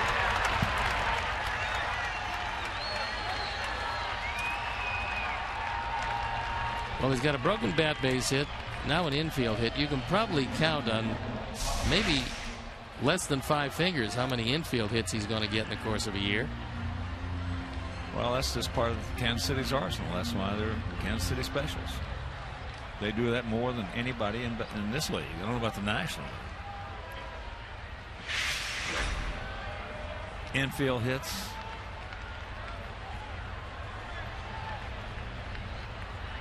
Duck snorts, broken bats.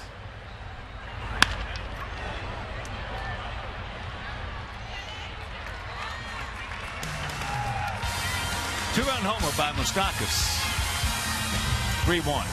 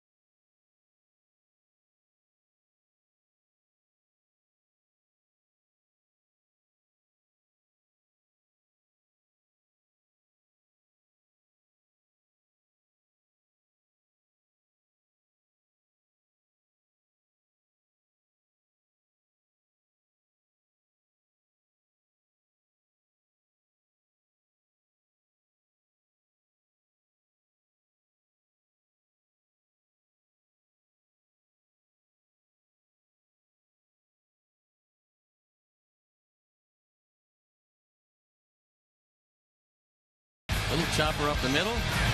Zobrist trying to beat it out as Carlos goes well on the third base side of second. One hops at the first. They catch Zobrist by an eyelash.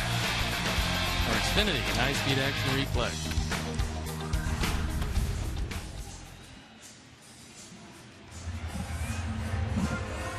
Three 5-0 for them.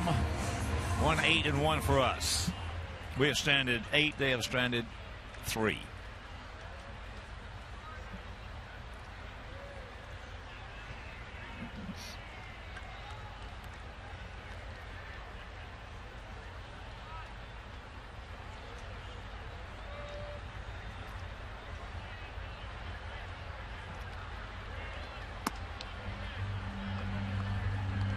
First pitch strike. Carlos is going out deep to left center. And then he's looped out to second.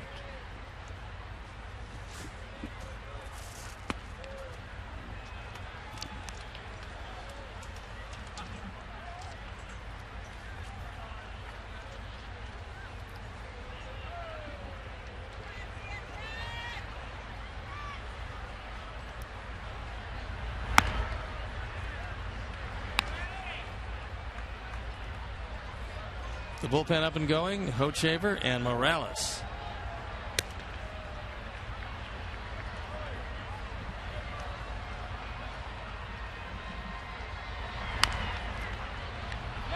Snapped.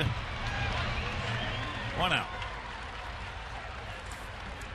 Hey, White Sox fans, all season long, you can score with Papa John's Pizza. The day after the Sox score 5 or more runs, you get 50% off your entire online order at papajohns.com. with the promo code SOX5. That's at all participating Papa John's locations. Better ingredients, better pizza. Papa John's.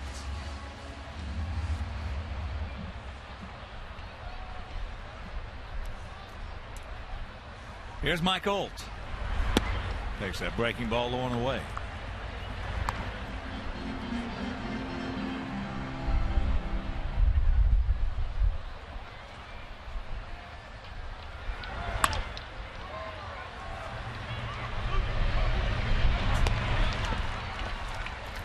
Two out.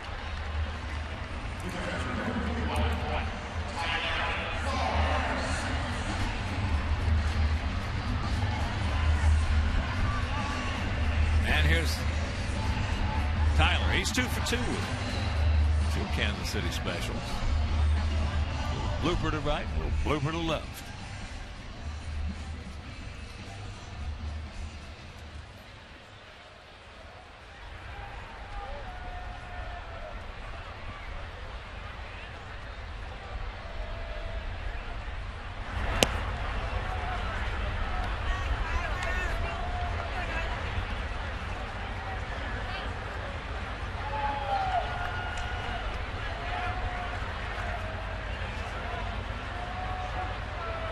Apparently the chest protector is having some difficulties.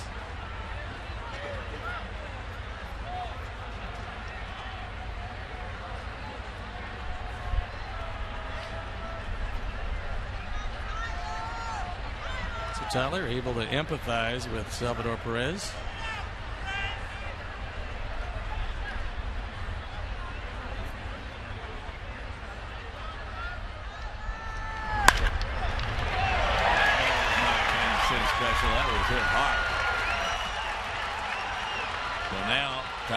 Who's out there. So the 2 out hard single. Seems like Volquez gets 2 outs and then can't shut down the inning. Moustakas had it hit off the glove. This is a rocket down the line. And a couple of runs down with one of the league's best in left field. You stay at first.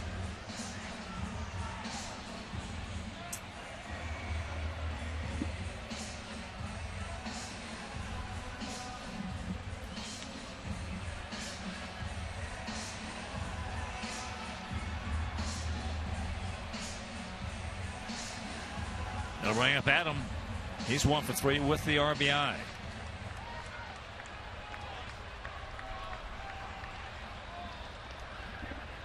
Abreu on deck.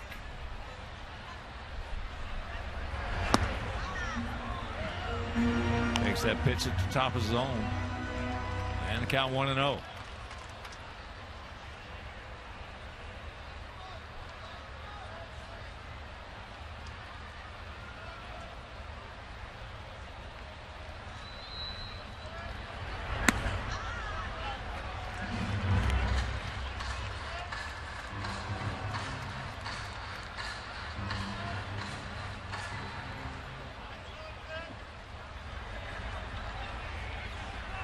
Pitches starting to pile up for Volquez. That's why the bullpen continues to work.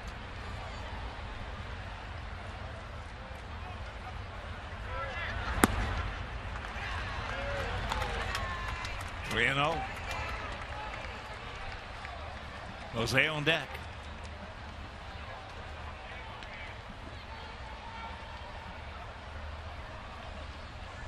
Season high for Volquez, 115 pitches. He's about to deliver the 113th.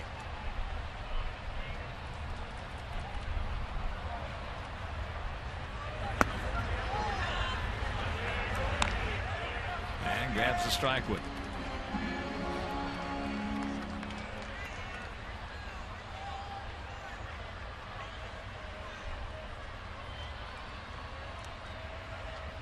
Bottom of the ninth in Pittsburgh, 11-1 St. Louis. They're getting ready to clinch.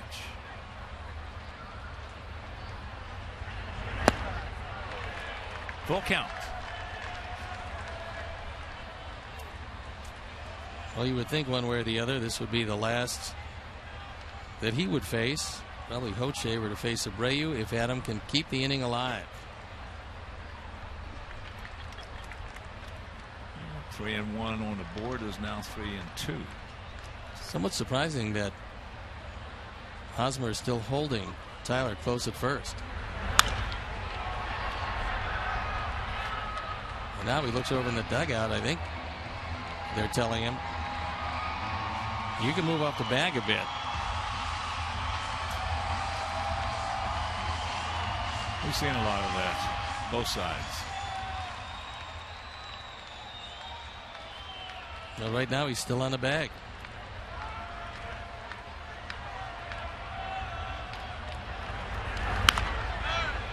Tops that one foul.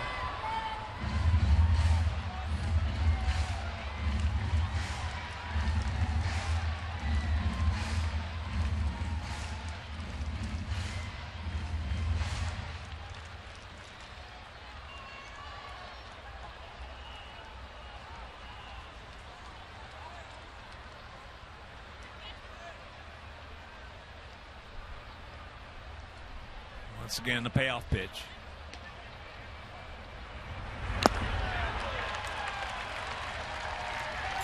And we're into the seventh, trailing 3-1.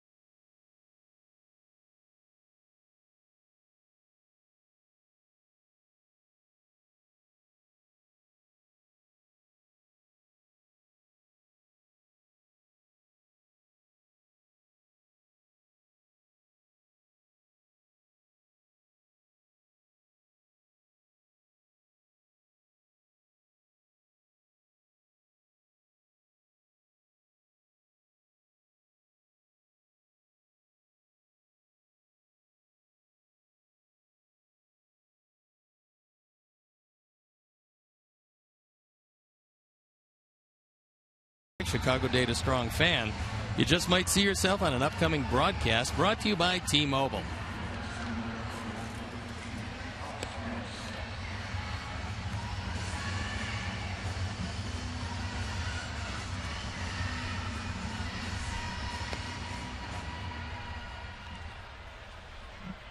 Got to hold them right here, boys. Top of the 7th.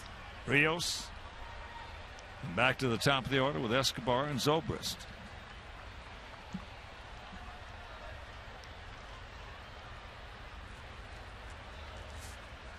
Now there's a treat for you.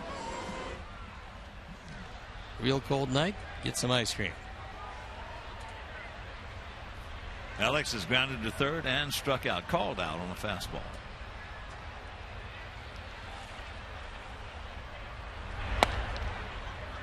Takes first pitch strike.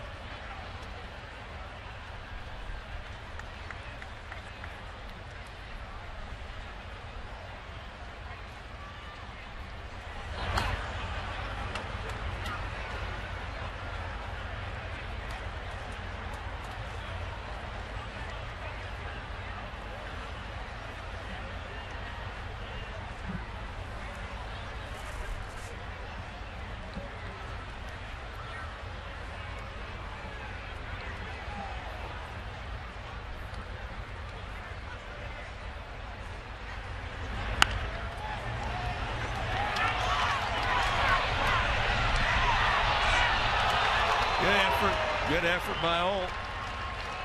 But that'll be a base hit.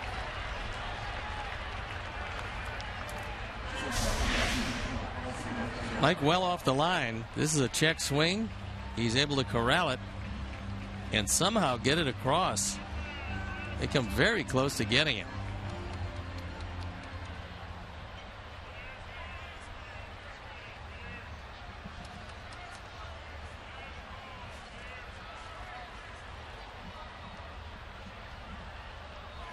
I think they got him.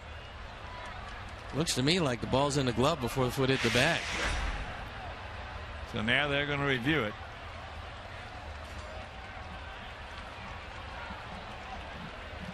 And as they do, we'll check some scores for you. Bottom of the 7th in Cleveland.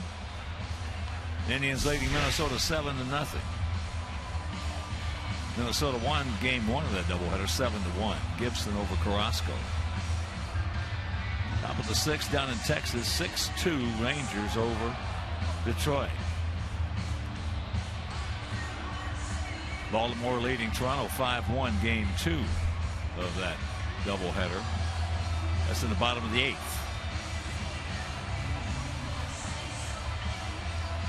In game 1 it was 15-2 Toronto. 15-18-0 for the Blue Jays. 2-7-4 for Baltimore. Bottom of the 9th in Cincinnati, 10-3 Cubs. And as I mentioned, Cincinnati has clinched. St. Louis has clinched as they lost the first game 8-2 to the Pittsburgh Pirates. They lose 8-2. In game 2 they win 11-1. So our congratulations go out once again to the Cardinals of St. Louis. Pretty amazing that, number one, when you have the kind of year they had, it took them 100 wins and they clinched it today. 100 wins in a very competitive division with Pittsburgh and the Cubs. But they got the job done. As you can see, the job is done here because he's out at first base. Now, whether they call it or not, that remains to be seen.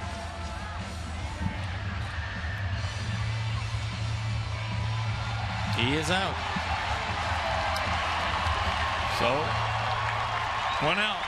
That turns into just a spectacular play by Mike Holt. He bobbled the ball and somehow, falling down, got it across in time. Jose on the other end of it, able to scoop it. And Rios is now 0 for 3.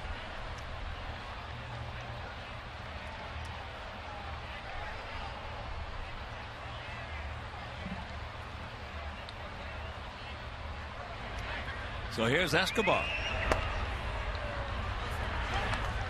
And that was just a spectacular effort, even if he hadn't got it, just to get it over there. Yep.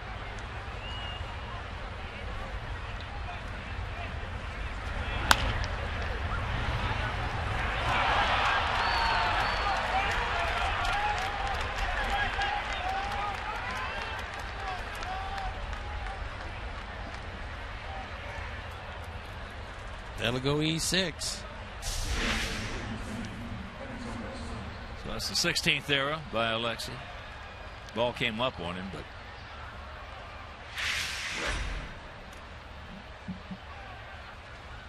E6. And here's Zobrist. He has popped up to center, popped up to first, and then Sanchez made a spectacular play to get him. That was in the 5th inning.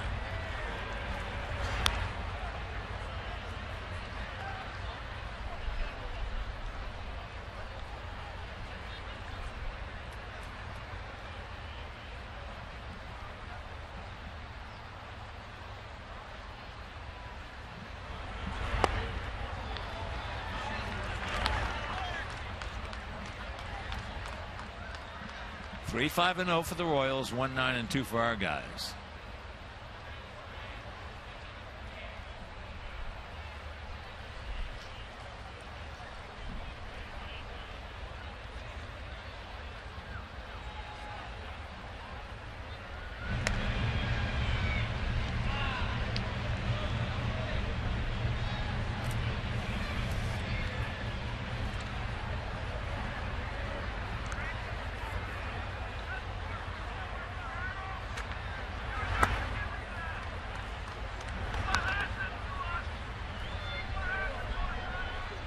This Royals team has not run yet in this series, but they've swiped 100 bases. They've been caught 34 times. Escobar, 15 of 20 in that department. Tyler keeps it in front of him. That would usually stop the runner. Nice play by Tyler Flowers.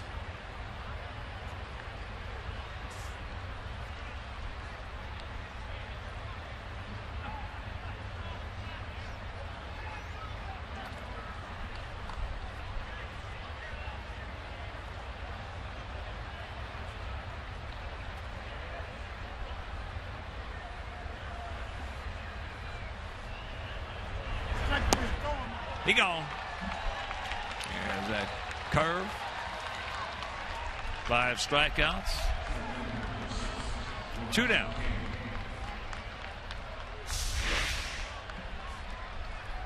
Our Toyota pitch tracks will show you that this ball is down out of the zone, and he gets him.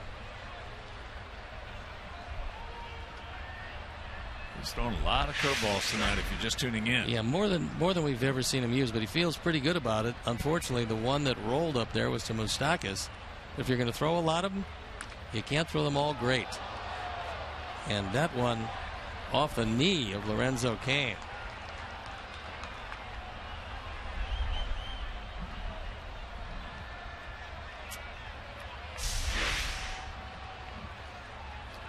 Cutter inside and off the right knee.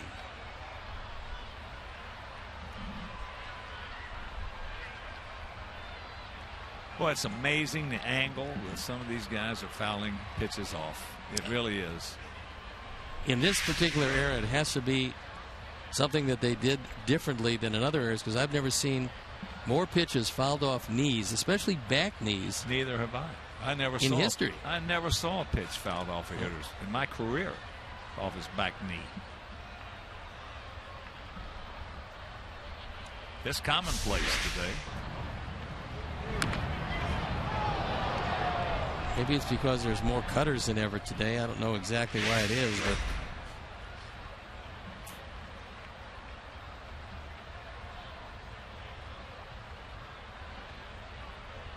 for Kansas City, this is not a particularly good sight, because this would be one of the major guys they can ill afford to lose for any length of time, especially as we near the end of the season and they near the playoffs. Well, let's just hope it is just a bad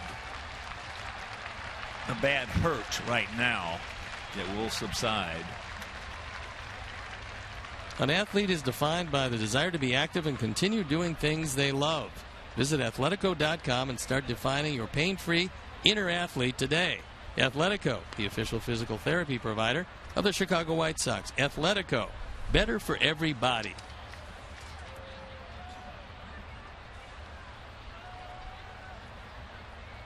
He says he's okay. Give me the bat. Now you know what he would hate to see right here. Another cutter. But that's the No only way. kidding. It's the only way you could. The only way you could tell really if the knee is in good shape is if you throw him another cutter, and allow him the chance to at least foul it off again. Boy, I tell you, in my time zone, it was a slider from the left hander. Yeah. And if you foul one off your foot, you just got back in that box. Then please don't throw another one in there. It's going to be a pass ball.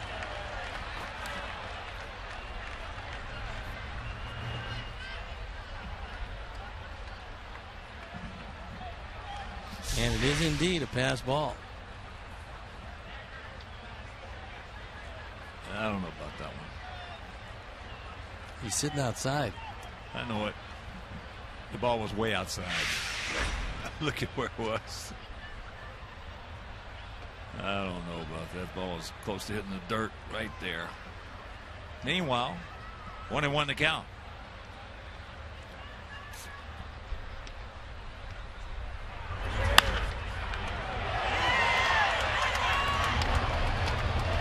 McCain just limping down about halfway.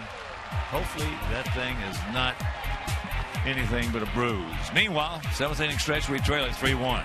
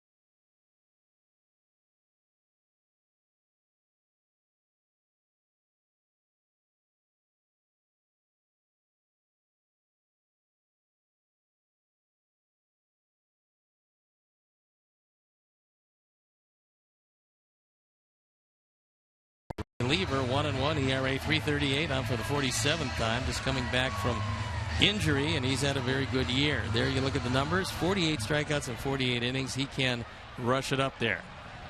Got some defensive changes. Paulo Orlando takes over in right field, and Jared Dyson takes over in center, and they will take a closer look at Lorenzo Cain's knee. Again, we will let you know when we find out. That was some kind of shot he fouled off his knee, and hopefully it's just a bruise.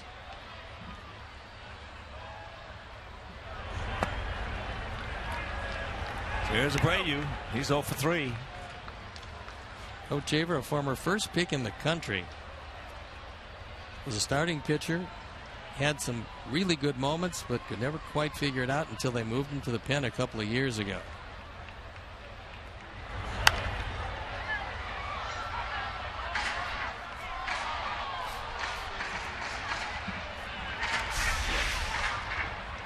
So there's Cain, obviously feeling a whole lot of discomfort, and that's going to be it for him.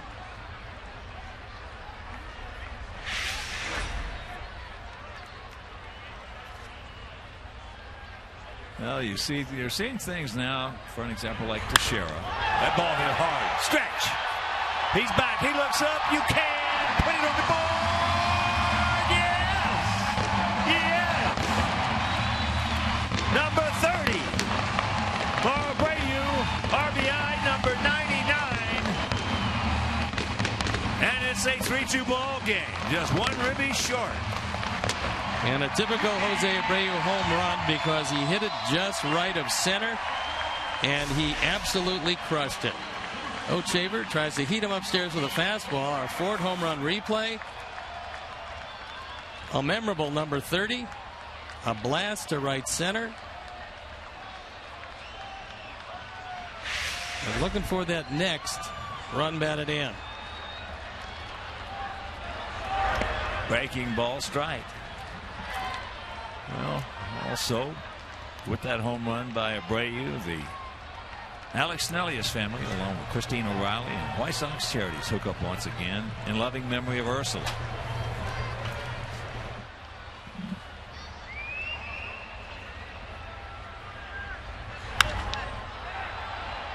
That's sliced left, but wrong guy. That man, when you watch him play left field, he's everywhere. I mean, he's in, he's back, he's in left center, he's in foul territory down the left field line. He's everywhere. And the thing about it is he's got good, but he doesn't have great speed. He's got great anticipation and breaks very well on each and every drive. Well, he's into the ball game. He doesn't let that at bat take him away from what he does really well, and that's play defense. That's the only way you can get jumps like he does. Plus, some guys have that. It's almost like a perspective when they see the guy make the approach to the pitch. Sometimes they're moving already.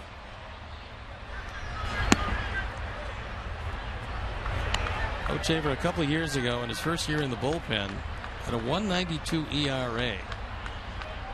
Saved a couple of games, but he's used as a setup man and a premier guy. But then missed all of last year recovering from surgery. Tommy John surgery. That curveball high.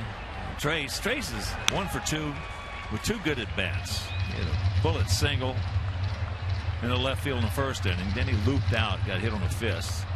Then he had a good walk in the 5th inning off Volquez.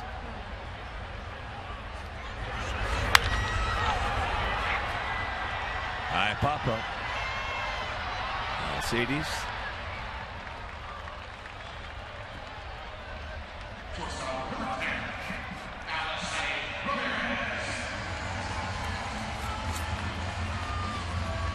So 30 home runs, 99 RBIs.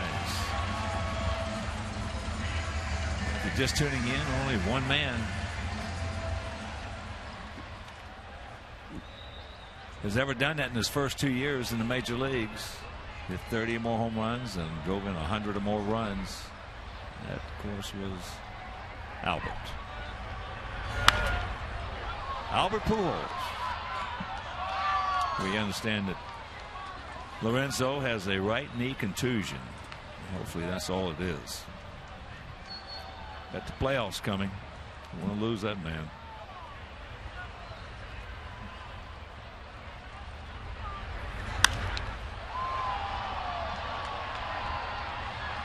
Dyson. He got plenty of makeup speed. Meanwhile, the 30th home run by Abreu. They trail it by 1.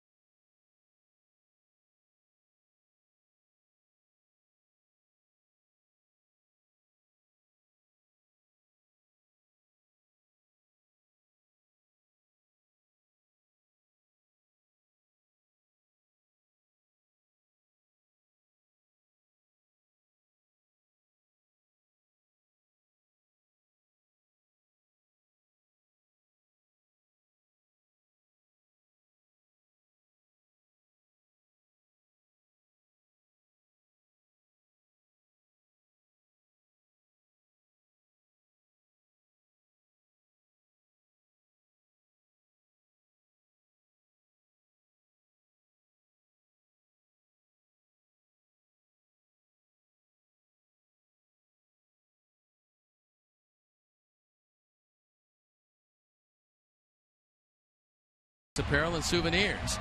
Stop by the Chicago Sports Depot located at Gate 5 to get your authentic on-field merchandise and support your favorite hometown teams.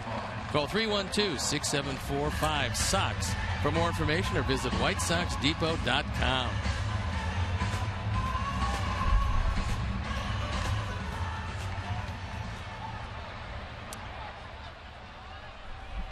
Like that jersey. The Blackhawks jersey. So here's Hosmer. We have 3 runs on 5 hits. We have 2 runs on 10 hits. We have no errors. We have 2 errors. We have left 4. We have left 9.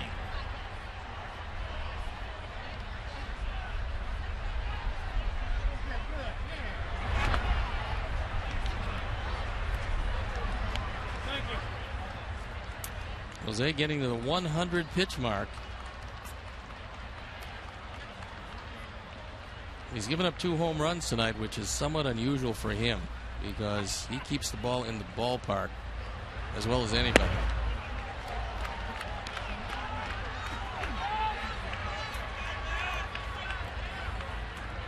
One and 2 the count.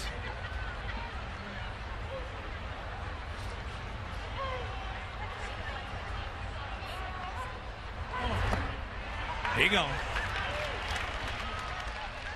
Hosmer now 0 for 3.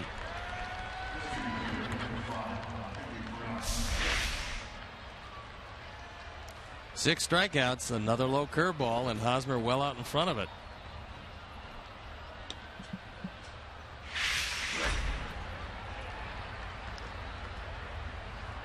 So here's Kendricks. Morales struck out, singled, and then with 2 out, nobody on, he walked back in the 6th. And that gave Moustakas the opportunity to hit though. 2-run homer, and that's what he did. There's a soft line drive to third. 2 down.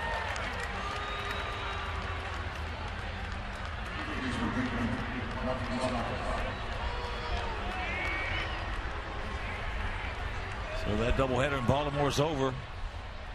15-2. Blue Jays win the first. Baltimore comes back and wins 8-1 in game 2. Looks like every doubleheader was split. I read something or heard something. I was watching. I think I heard it on MLB that this is the first time this late in the season that there have been 3 meaningful doubleheaders. Not surprising. Yeah, since the wild cards. Not surprising, and we might see, depending on that storm again that's going to hit the East Coast this weekend, we might see some more meaningful doubleheaders late. Where's that bad boy now? It's heading toward somewhere in New Jersey, they estimate, but it won't be here for a couple of days. Moustakas holds out his hand Here, so tag he me. can tag it. Tag me. All right, bottom of the 8th. We need 1 to tie.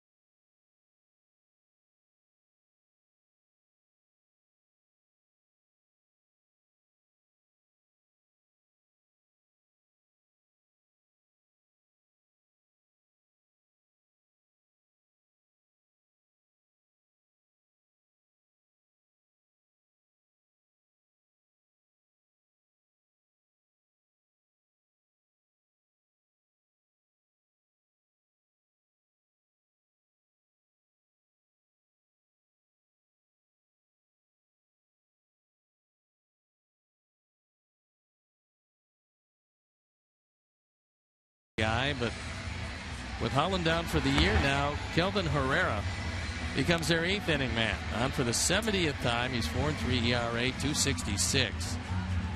There you see some pretty good numbers. 20 holds. Opponents hitting just 198 against him. And he inherits a 1-run lead, trying to get it to Wade Davis. Garcia, Sanchez, and Holt. Scheduled hitters here in our half of the 8th inning as we trail it 3-2.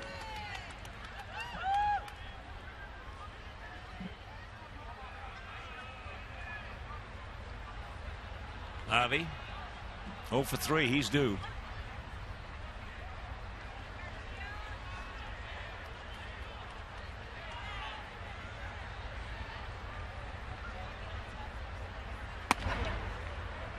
That one at 98 inside.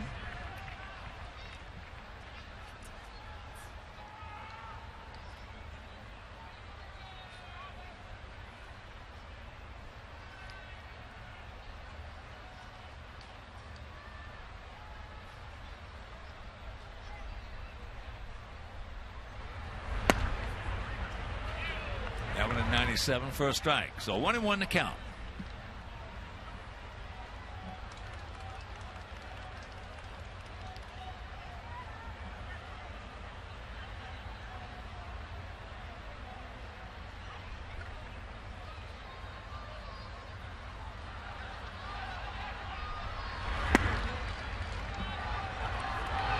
Bottom of the zone. So ball and 2 strikes.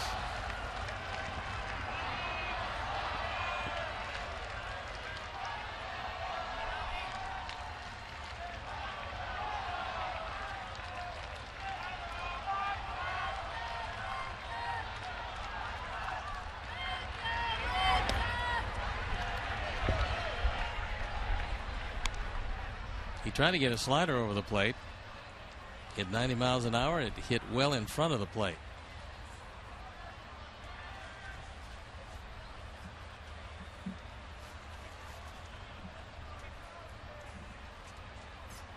Right here, Avi. Touch him up.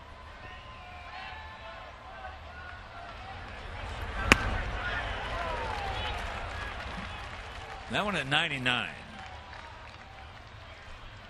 So 1 out. And here's Carlos. Carlos 0 for 3.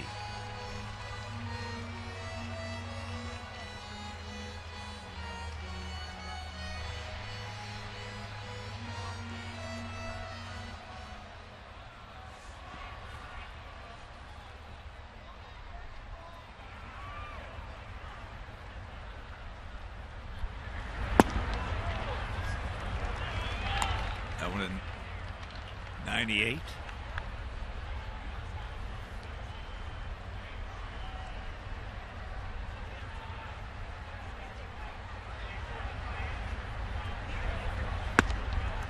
And we understand Micah Johnson's going to have left knee surgery tomorrow.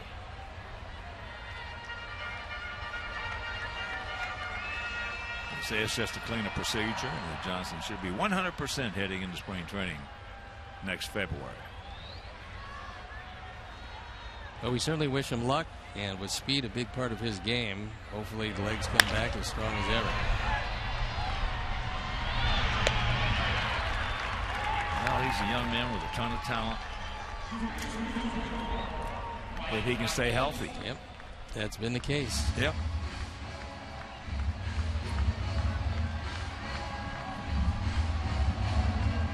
You've seen it, I've seen it. You see a lot of guys with a phenomenal amount of talent, but for whatever reason, this game will not allow them to stay healthy enough long enough to get everything out of themselves, and that's the real frustrating part.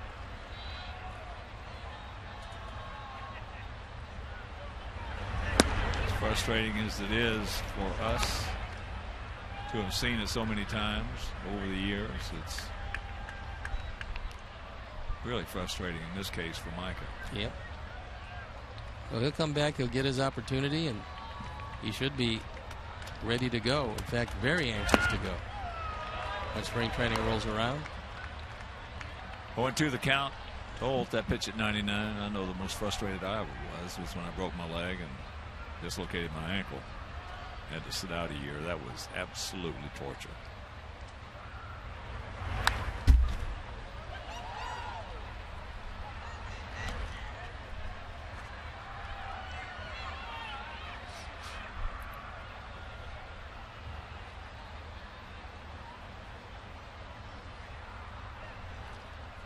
Bottom of the ninth at the Big A in Anaheim. 8-7 Oakland.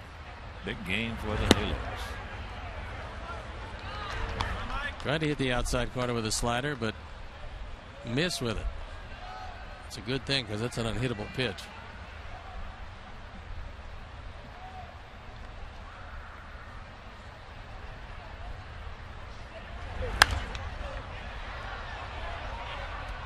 That one at 98. A little tardy.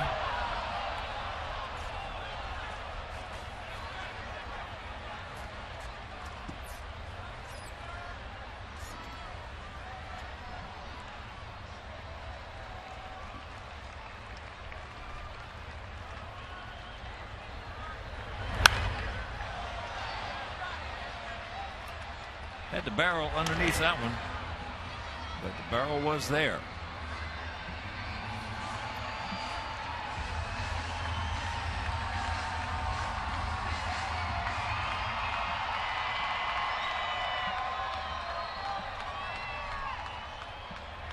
Two out. And the 1-2. And that one got Angel Hernandez and got him pretty good.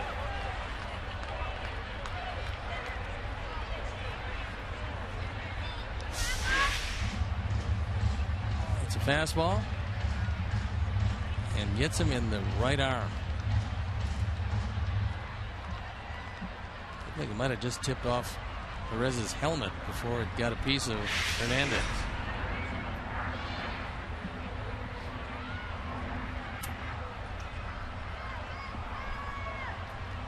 Count hangs at 1-2.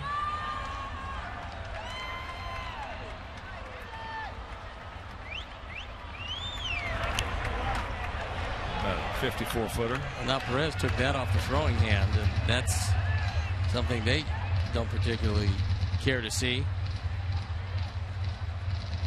This is one of the guys that makes this team what it is. You lose that guy, you got problems. And if you're just tuning in, Lorenzo Cain fouled one off his right knee. Hard. Very hard.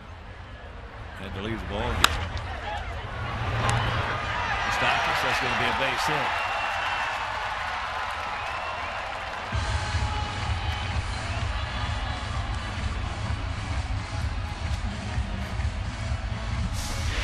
Kostakis to his left. And this one for a moment stays in the glove, but then when he hits the ground, the ball bounces away, and now we're going to see a pinch runner. As Olt will leave. Saladino.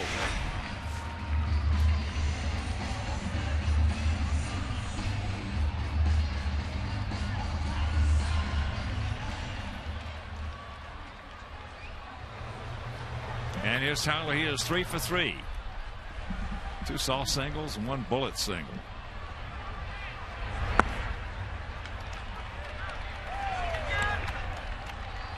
Square him up, Tyler. Well, you'd first love to see Herrera throw one of those sliders because he hasn't kept them out of the dirt yet.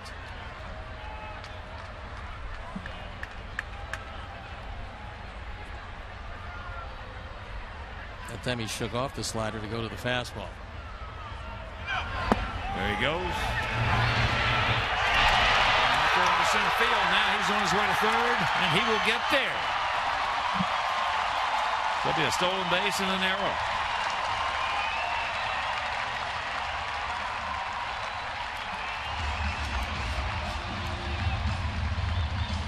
Tyler's got a good feel for stealing bases. This ball is down.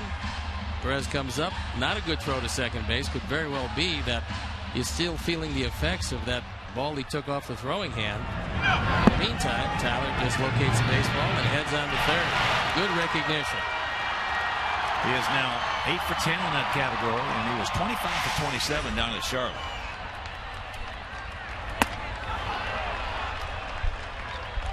He just whistled that one right on by him on the 2-0 count at 97.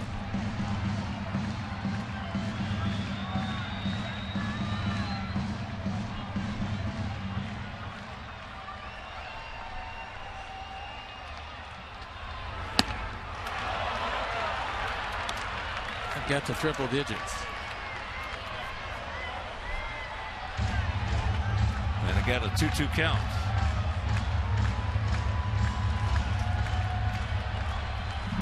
Robertson loosening in the pen.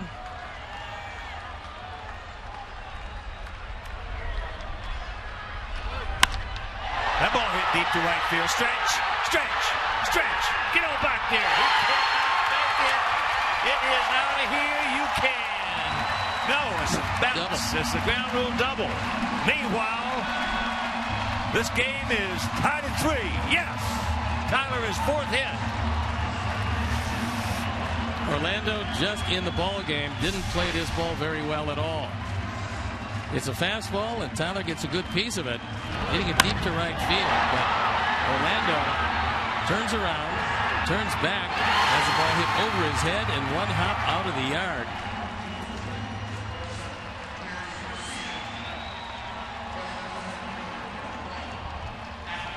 So the go-ahead runs at second base, and now Leury Garcia comes on.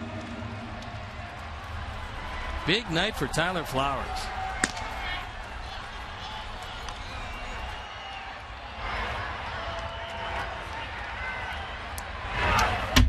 And there's one all the way back to the backstop. So Leury in the 3rd.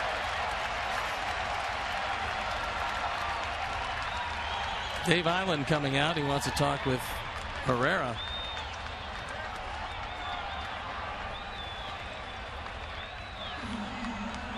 This is a very wild pitch.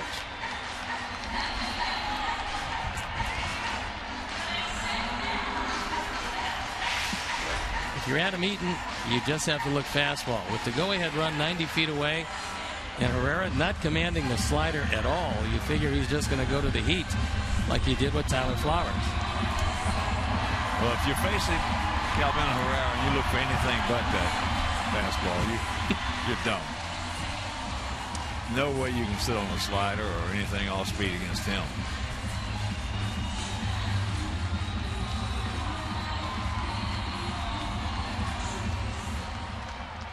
Can we have a redo?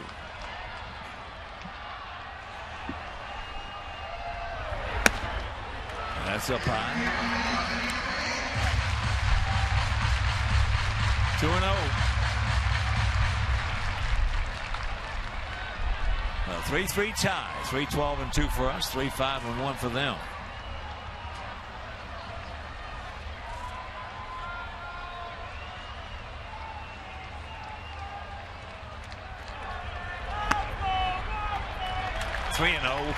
And Abreu on deck.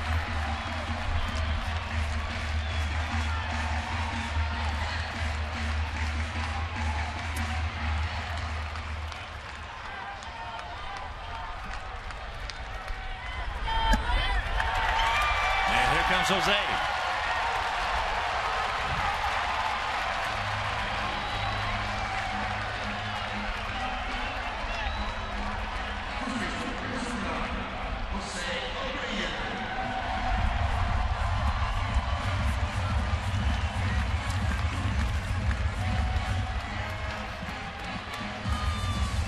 Jose, 1 for 4.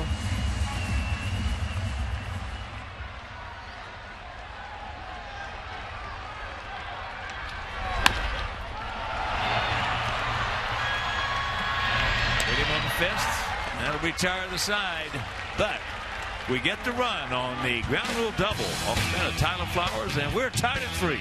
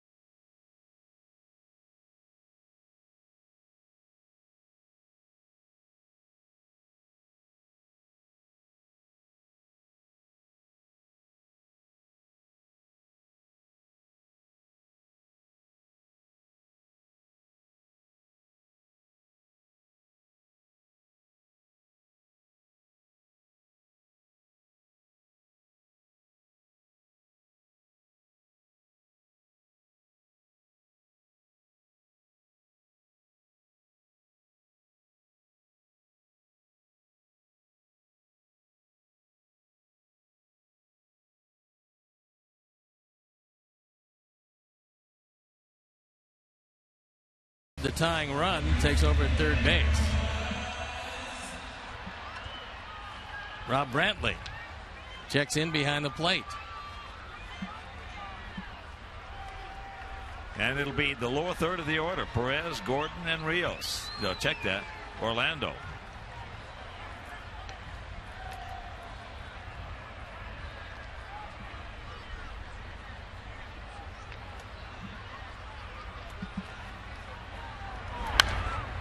Good rip by Salvador. He's got a couple of the softest hits this evening. One an infield hit, which is somewhat remarkable for him, and the other a little looper. That's part of their arsenal. More so than anybody else in the American League.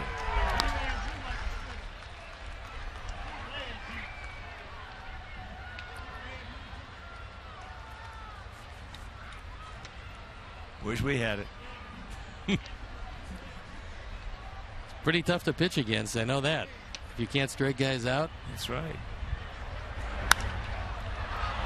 When you put the ball in play, something good can happen.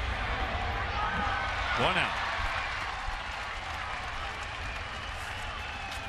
Alexei looked at Melky and thought for a moment he was going to get it, but he wasn't going to get close to that one.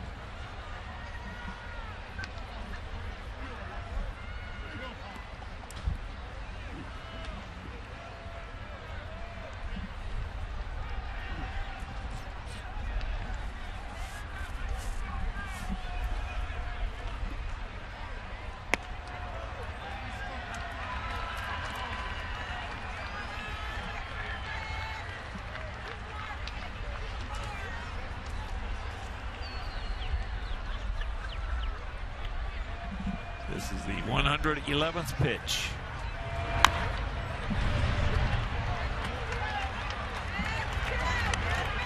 Alex has homered. That was to the opposite field. He has struck out and he has grounded out. Nate Jones, Dan Jennings loosening in the pen.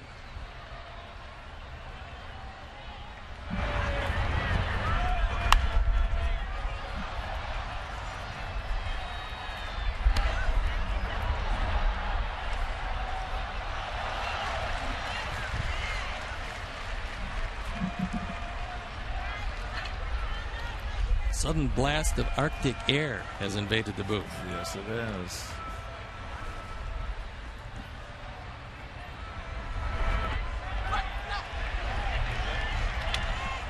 They ring him up. He gone.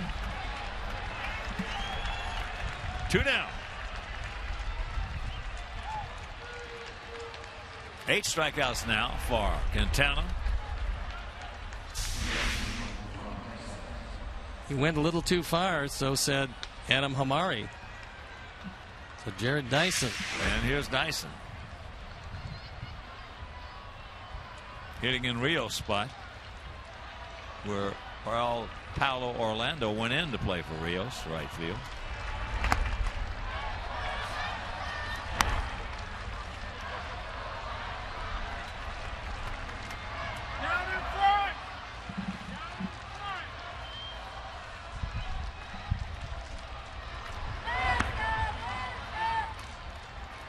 This is the last guy you want to walk.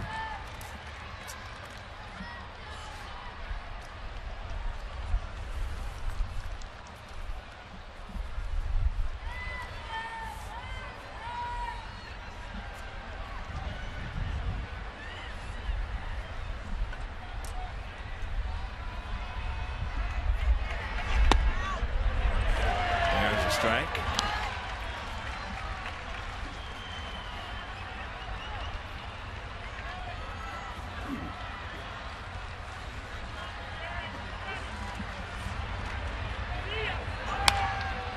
Ate him up. Little pop up to Alexei. And we'll go to the bottom of the 9th. It'll be Cabrera, Thompson, and Ramirez.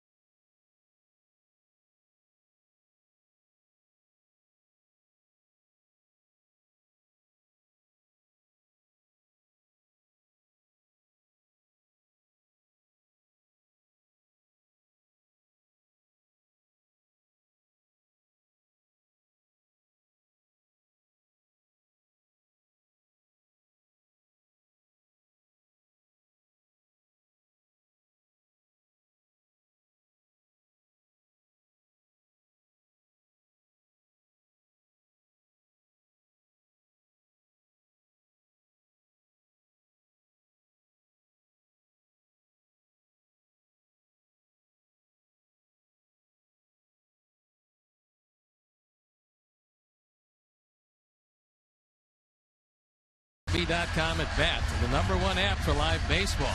At Bat brings you baseball wherever you are with live look-ins, highlights, replay previews, scores, StatCast, live radio broadcast, the MLB TV Game of the Day, and much more. Download the MLB.com at Bat app on your smartphone and tablet now. We've got a new pitcher that comes in the ball game, and it is Franklin Morales. He'd warmed up a couple of times over the 2 games of this series so far. 66 appearances, 3-2, ERA in the low 3s. And he used to be a very, very good starting pitcher, only now find a home in the bullpen. So Melky will lead us off. Chase Thompson on deck and Alexei in the hole.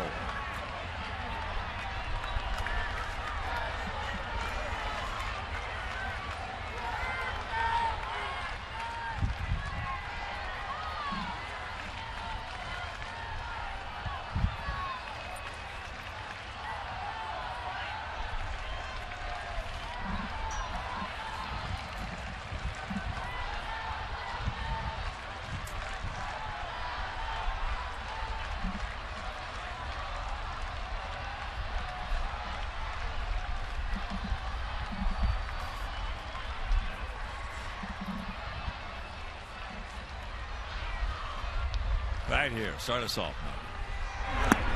That's pitches downstairs.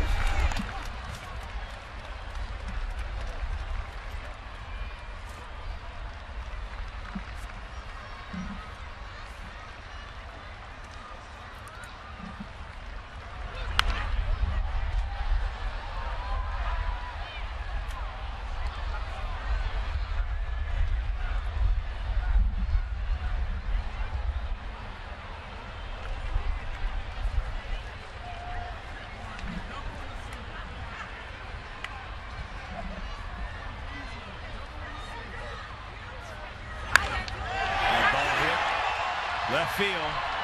Got on the end of the bat.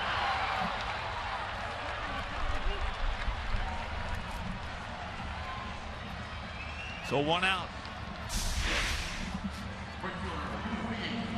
Unfortunately, he did get it well off the sweet spot. Looked like a pretty good stroke, but just died as it wended its way into left field. Wind very much a factor, has been for both games of the series. Here's Trace. Trace is 1 for 3. A solid single to left field off Volquez back in the first inning.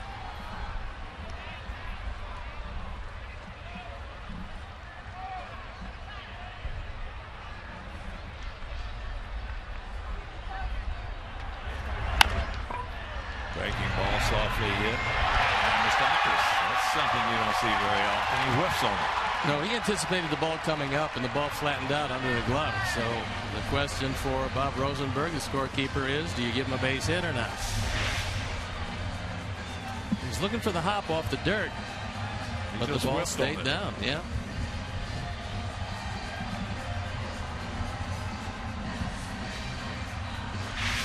That's a winning run at first base. Come on, Alexei, put him over at third base. And to give him a base hit. Good idea.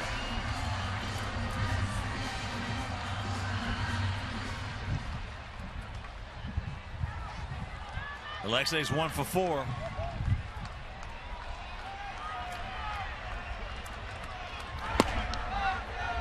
Takes first pitch strike right there.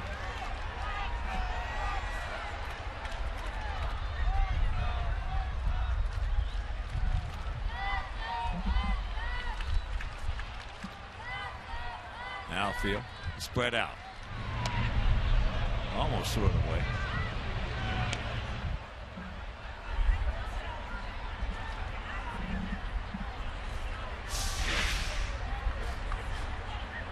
Thinks he can get a man. Fortunately, he's got a man with very long arms and very quick reflexes at first base.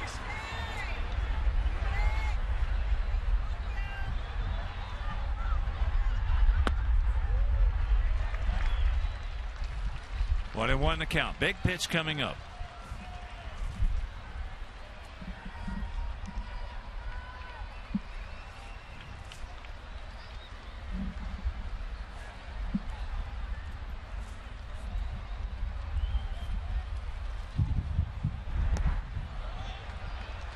Perez. Count goes Alexei's way, 2-1.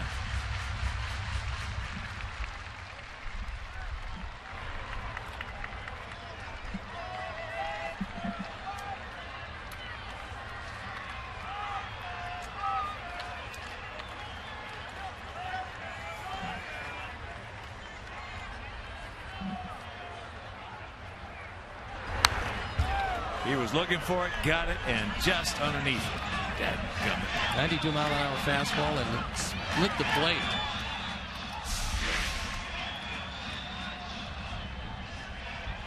Perez wanted it down, and Morales got it up.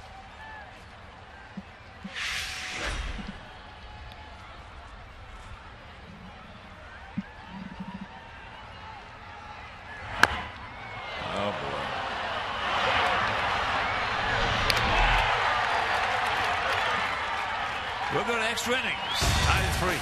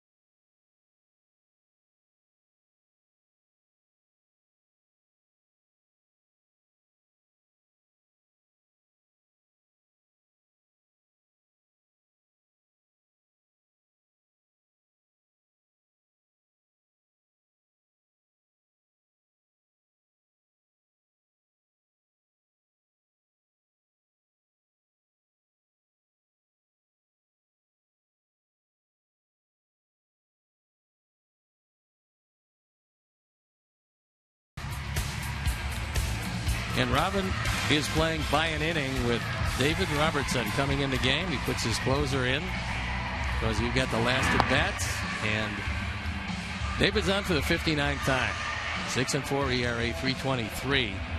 33 saves and 40 opportunities. He's looking to try to win one here. He's got the top of the order in a tie game, and it's only fitting that the man who has led the way in the major leagues over the last 3 years at no decisions will most likely end his season getting a 9-inning no decision. Quintana was brilliant. 9 innings, 3 runs, 5 hits only. Couple of walks, 7 strikeouts. What a good solid ball game. Only well, he's to get one of the best left-handers in baseball. A no decision again. Yes, he is. No denying that. He's one of the best in the business. And has been for a while. So it's the top of the order for Kansas City. Escobar, Zobrist. The first 2.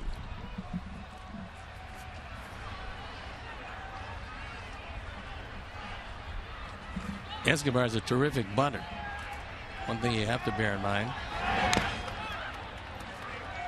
Because odds are overwhelming, regardless of where you throw it, he is not going to walk. 26 walks this year and 594 at bats.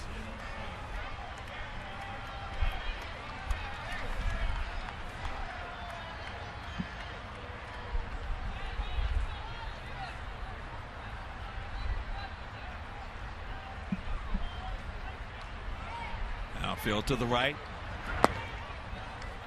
And the count evens at 1.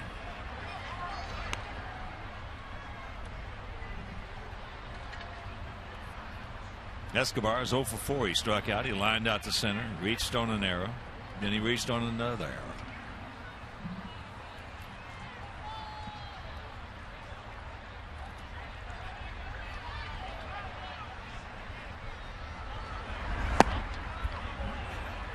Close.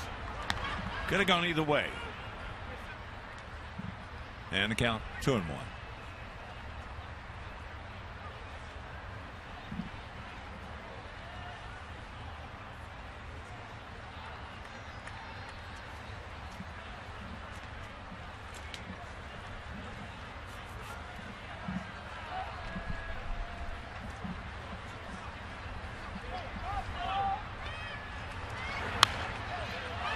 Leaving it up.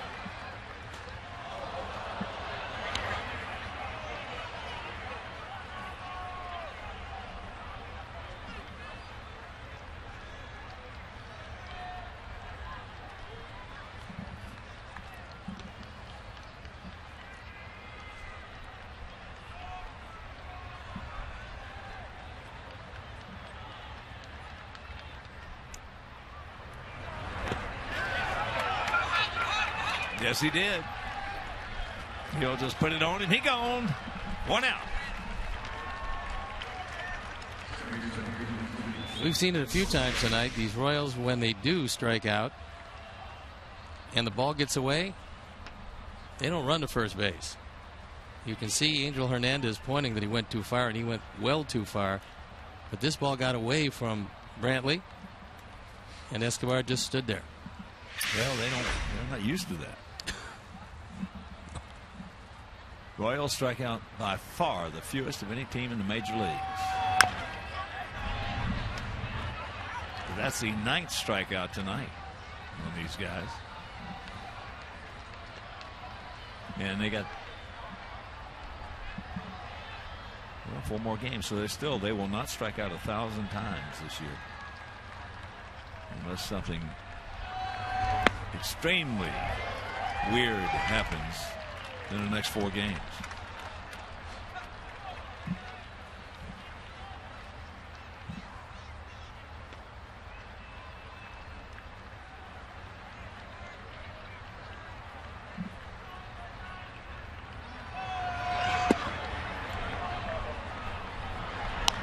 Zobrist popped up to center, popped up to first.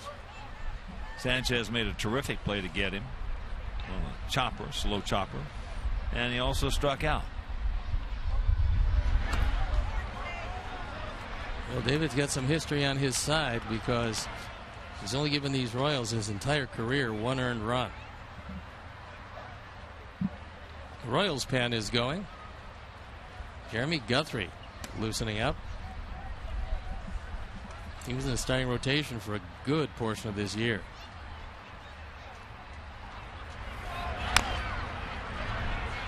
Zobrist yanks that one foul.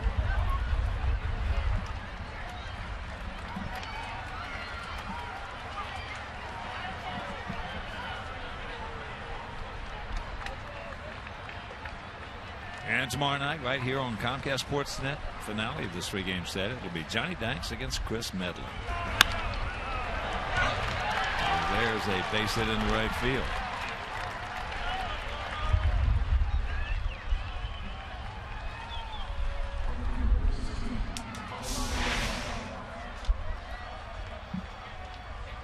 Looks like a changeup that he's able to stay back long enough and just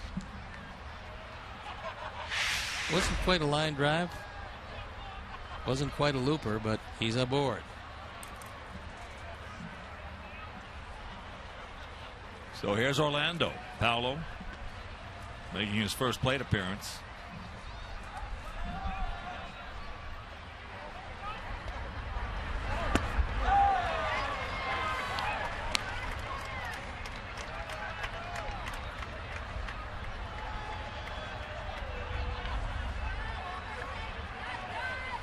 Zobrist doesn't run very much. He's not terribly successful when he does run.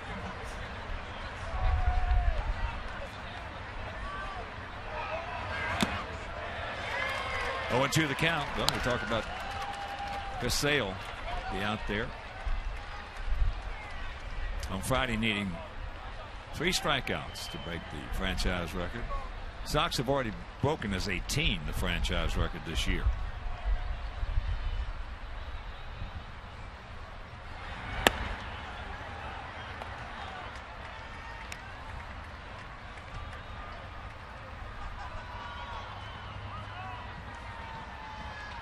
Coming in, we have 1,318 strikeouts. So add 9 more to that. 1,327.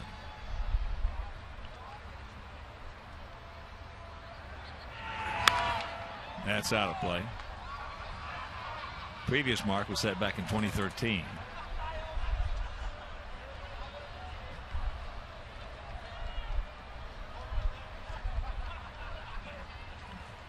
And Chris with those 3 strikeouts in his next start to break Ed Wall's single club record. 269 set in 1908. Chris has worked 201 2/3 innings compared to Ed Walsh's. He gone. 2 down.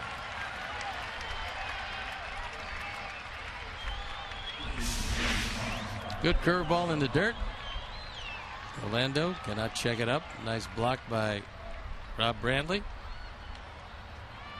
And went out away from getting out of the inning, but a tough man to face. But I mentioned Chris with his 201 2/3 innings compared to Ed Walsh's 464 innings. He was durable. They didn't think anything about it back in those days. They're as close. You went out there, you were there. For 9, for 10, 11, 12, how many it went.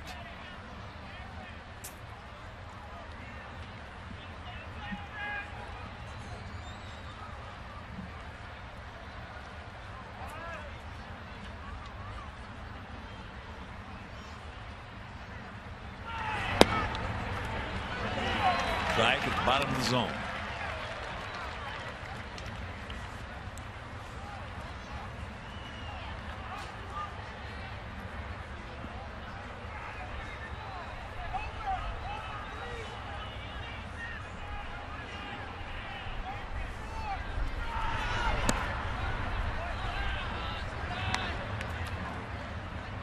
Three, 6, and 1 for them. 3, 13, and 2 for us.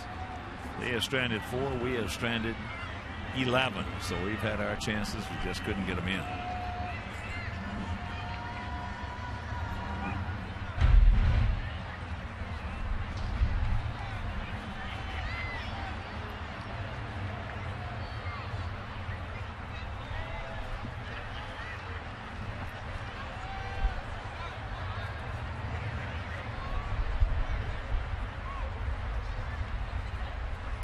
Just a decent lead, that's all.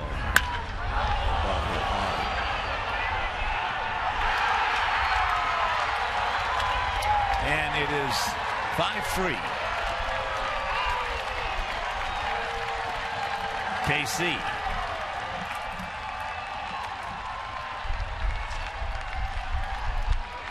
We saw Hosmer homer last night. That was to left field. Tonight it's to right field.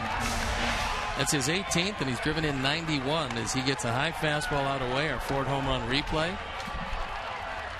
He put some severe top hand on that one. Line drive rocking in the pen.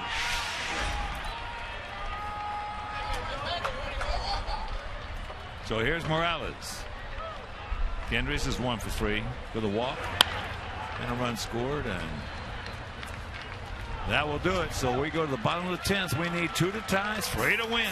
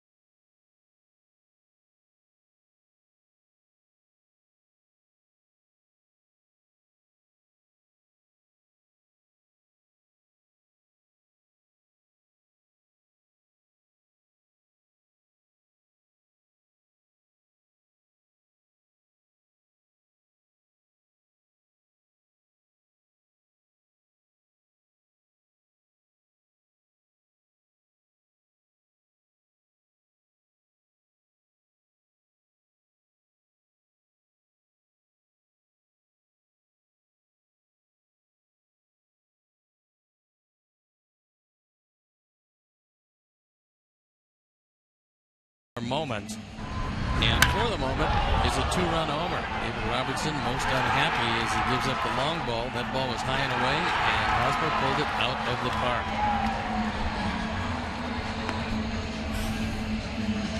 That brings a new pitcher in the ball game, and it is the closer.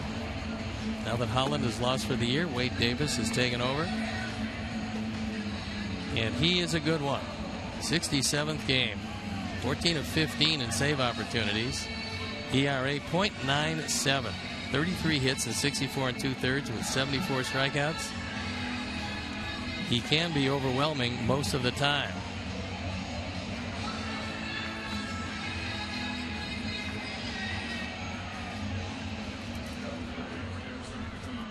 .30-year-old right-hander out of Lake Wales, Florida.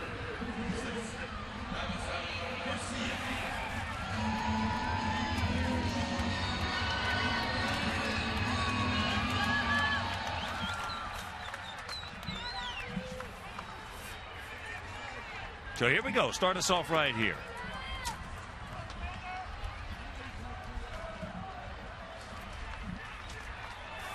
Ivy, then Sanchez, and then Saladino.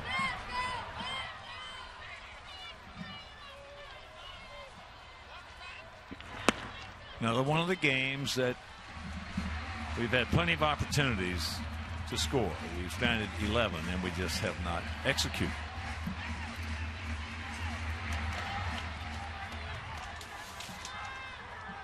It has been a familiar refrain this year. That's in the right field, and well, he was playing him perfectly because you usually don't see a right fielder set up that close to the line for a right-hand hitter. Plus, that guy can run. Yeah, he can go get him. He is very, very fast. So one out. Wade Davis has given up a grand total of 7 earned runs all year. That's it.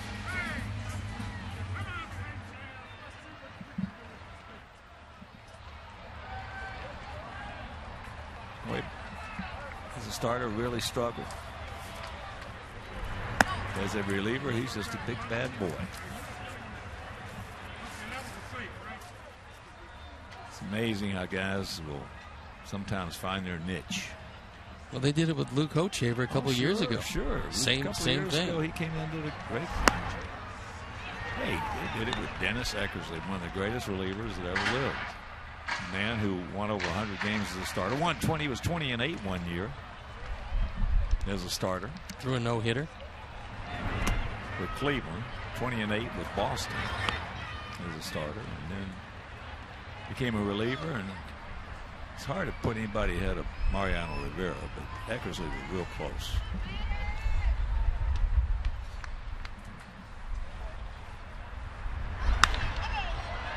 That ball hit high into left field. The wind knocking it down, playing a few tricks with it. Meanwhile, 2 gone. Eckersley may have had as good a control as anybody ever pitched. He was certainly right up there with that unusual motion. He parlayed it all the way to the Hall of Fame. Yes, he did. Justifiably so. Tyler getting his first at bat.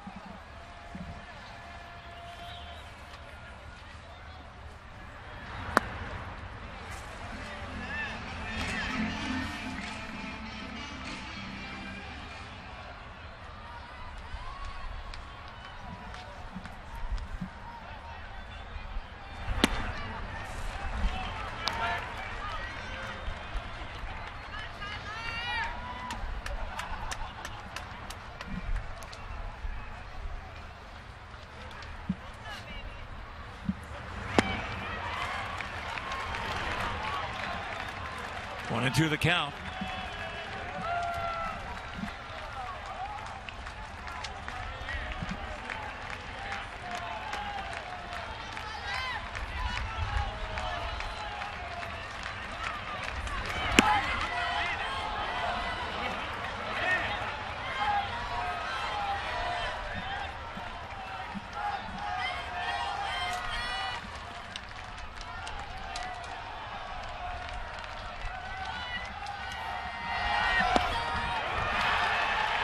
He got him.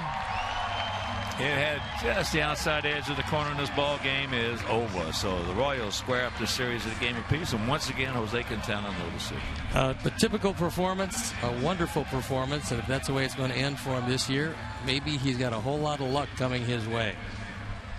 And let's check out our player of the game. It is our 26-year-old southpaw. One of the toughest luck pitchers we have ever seen.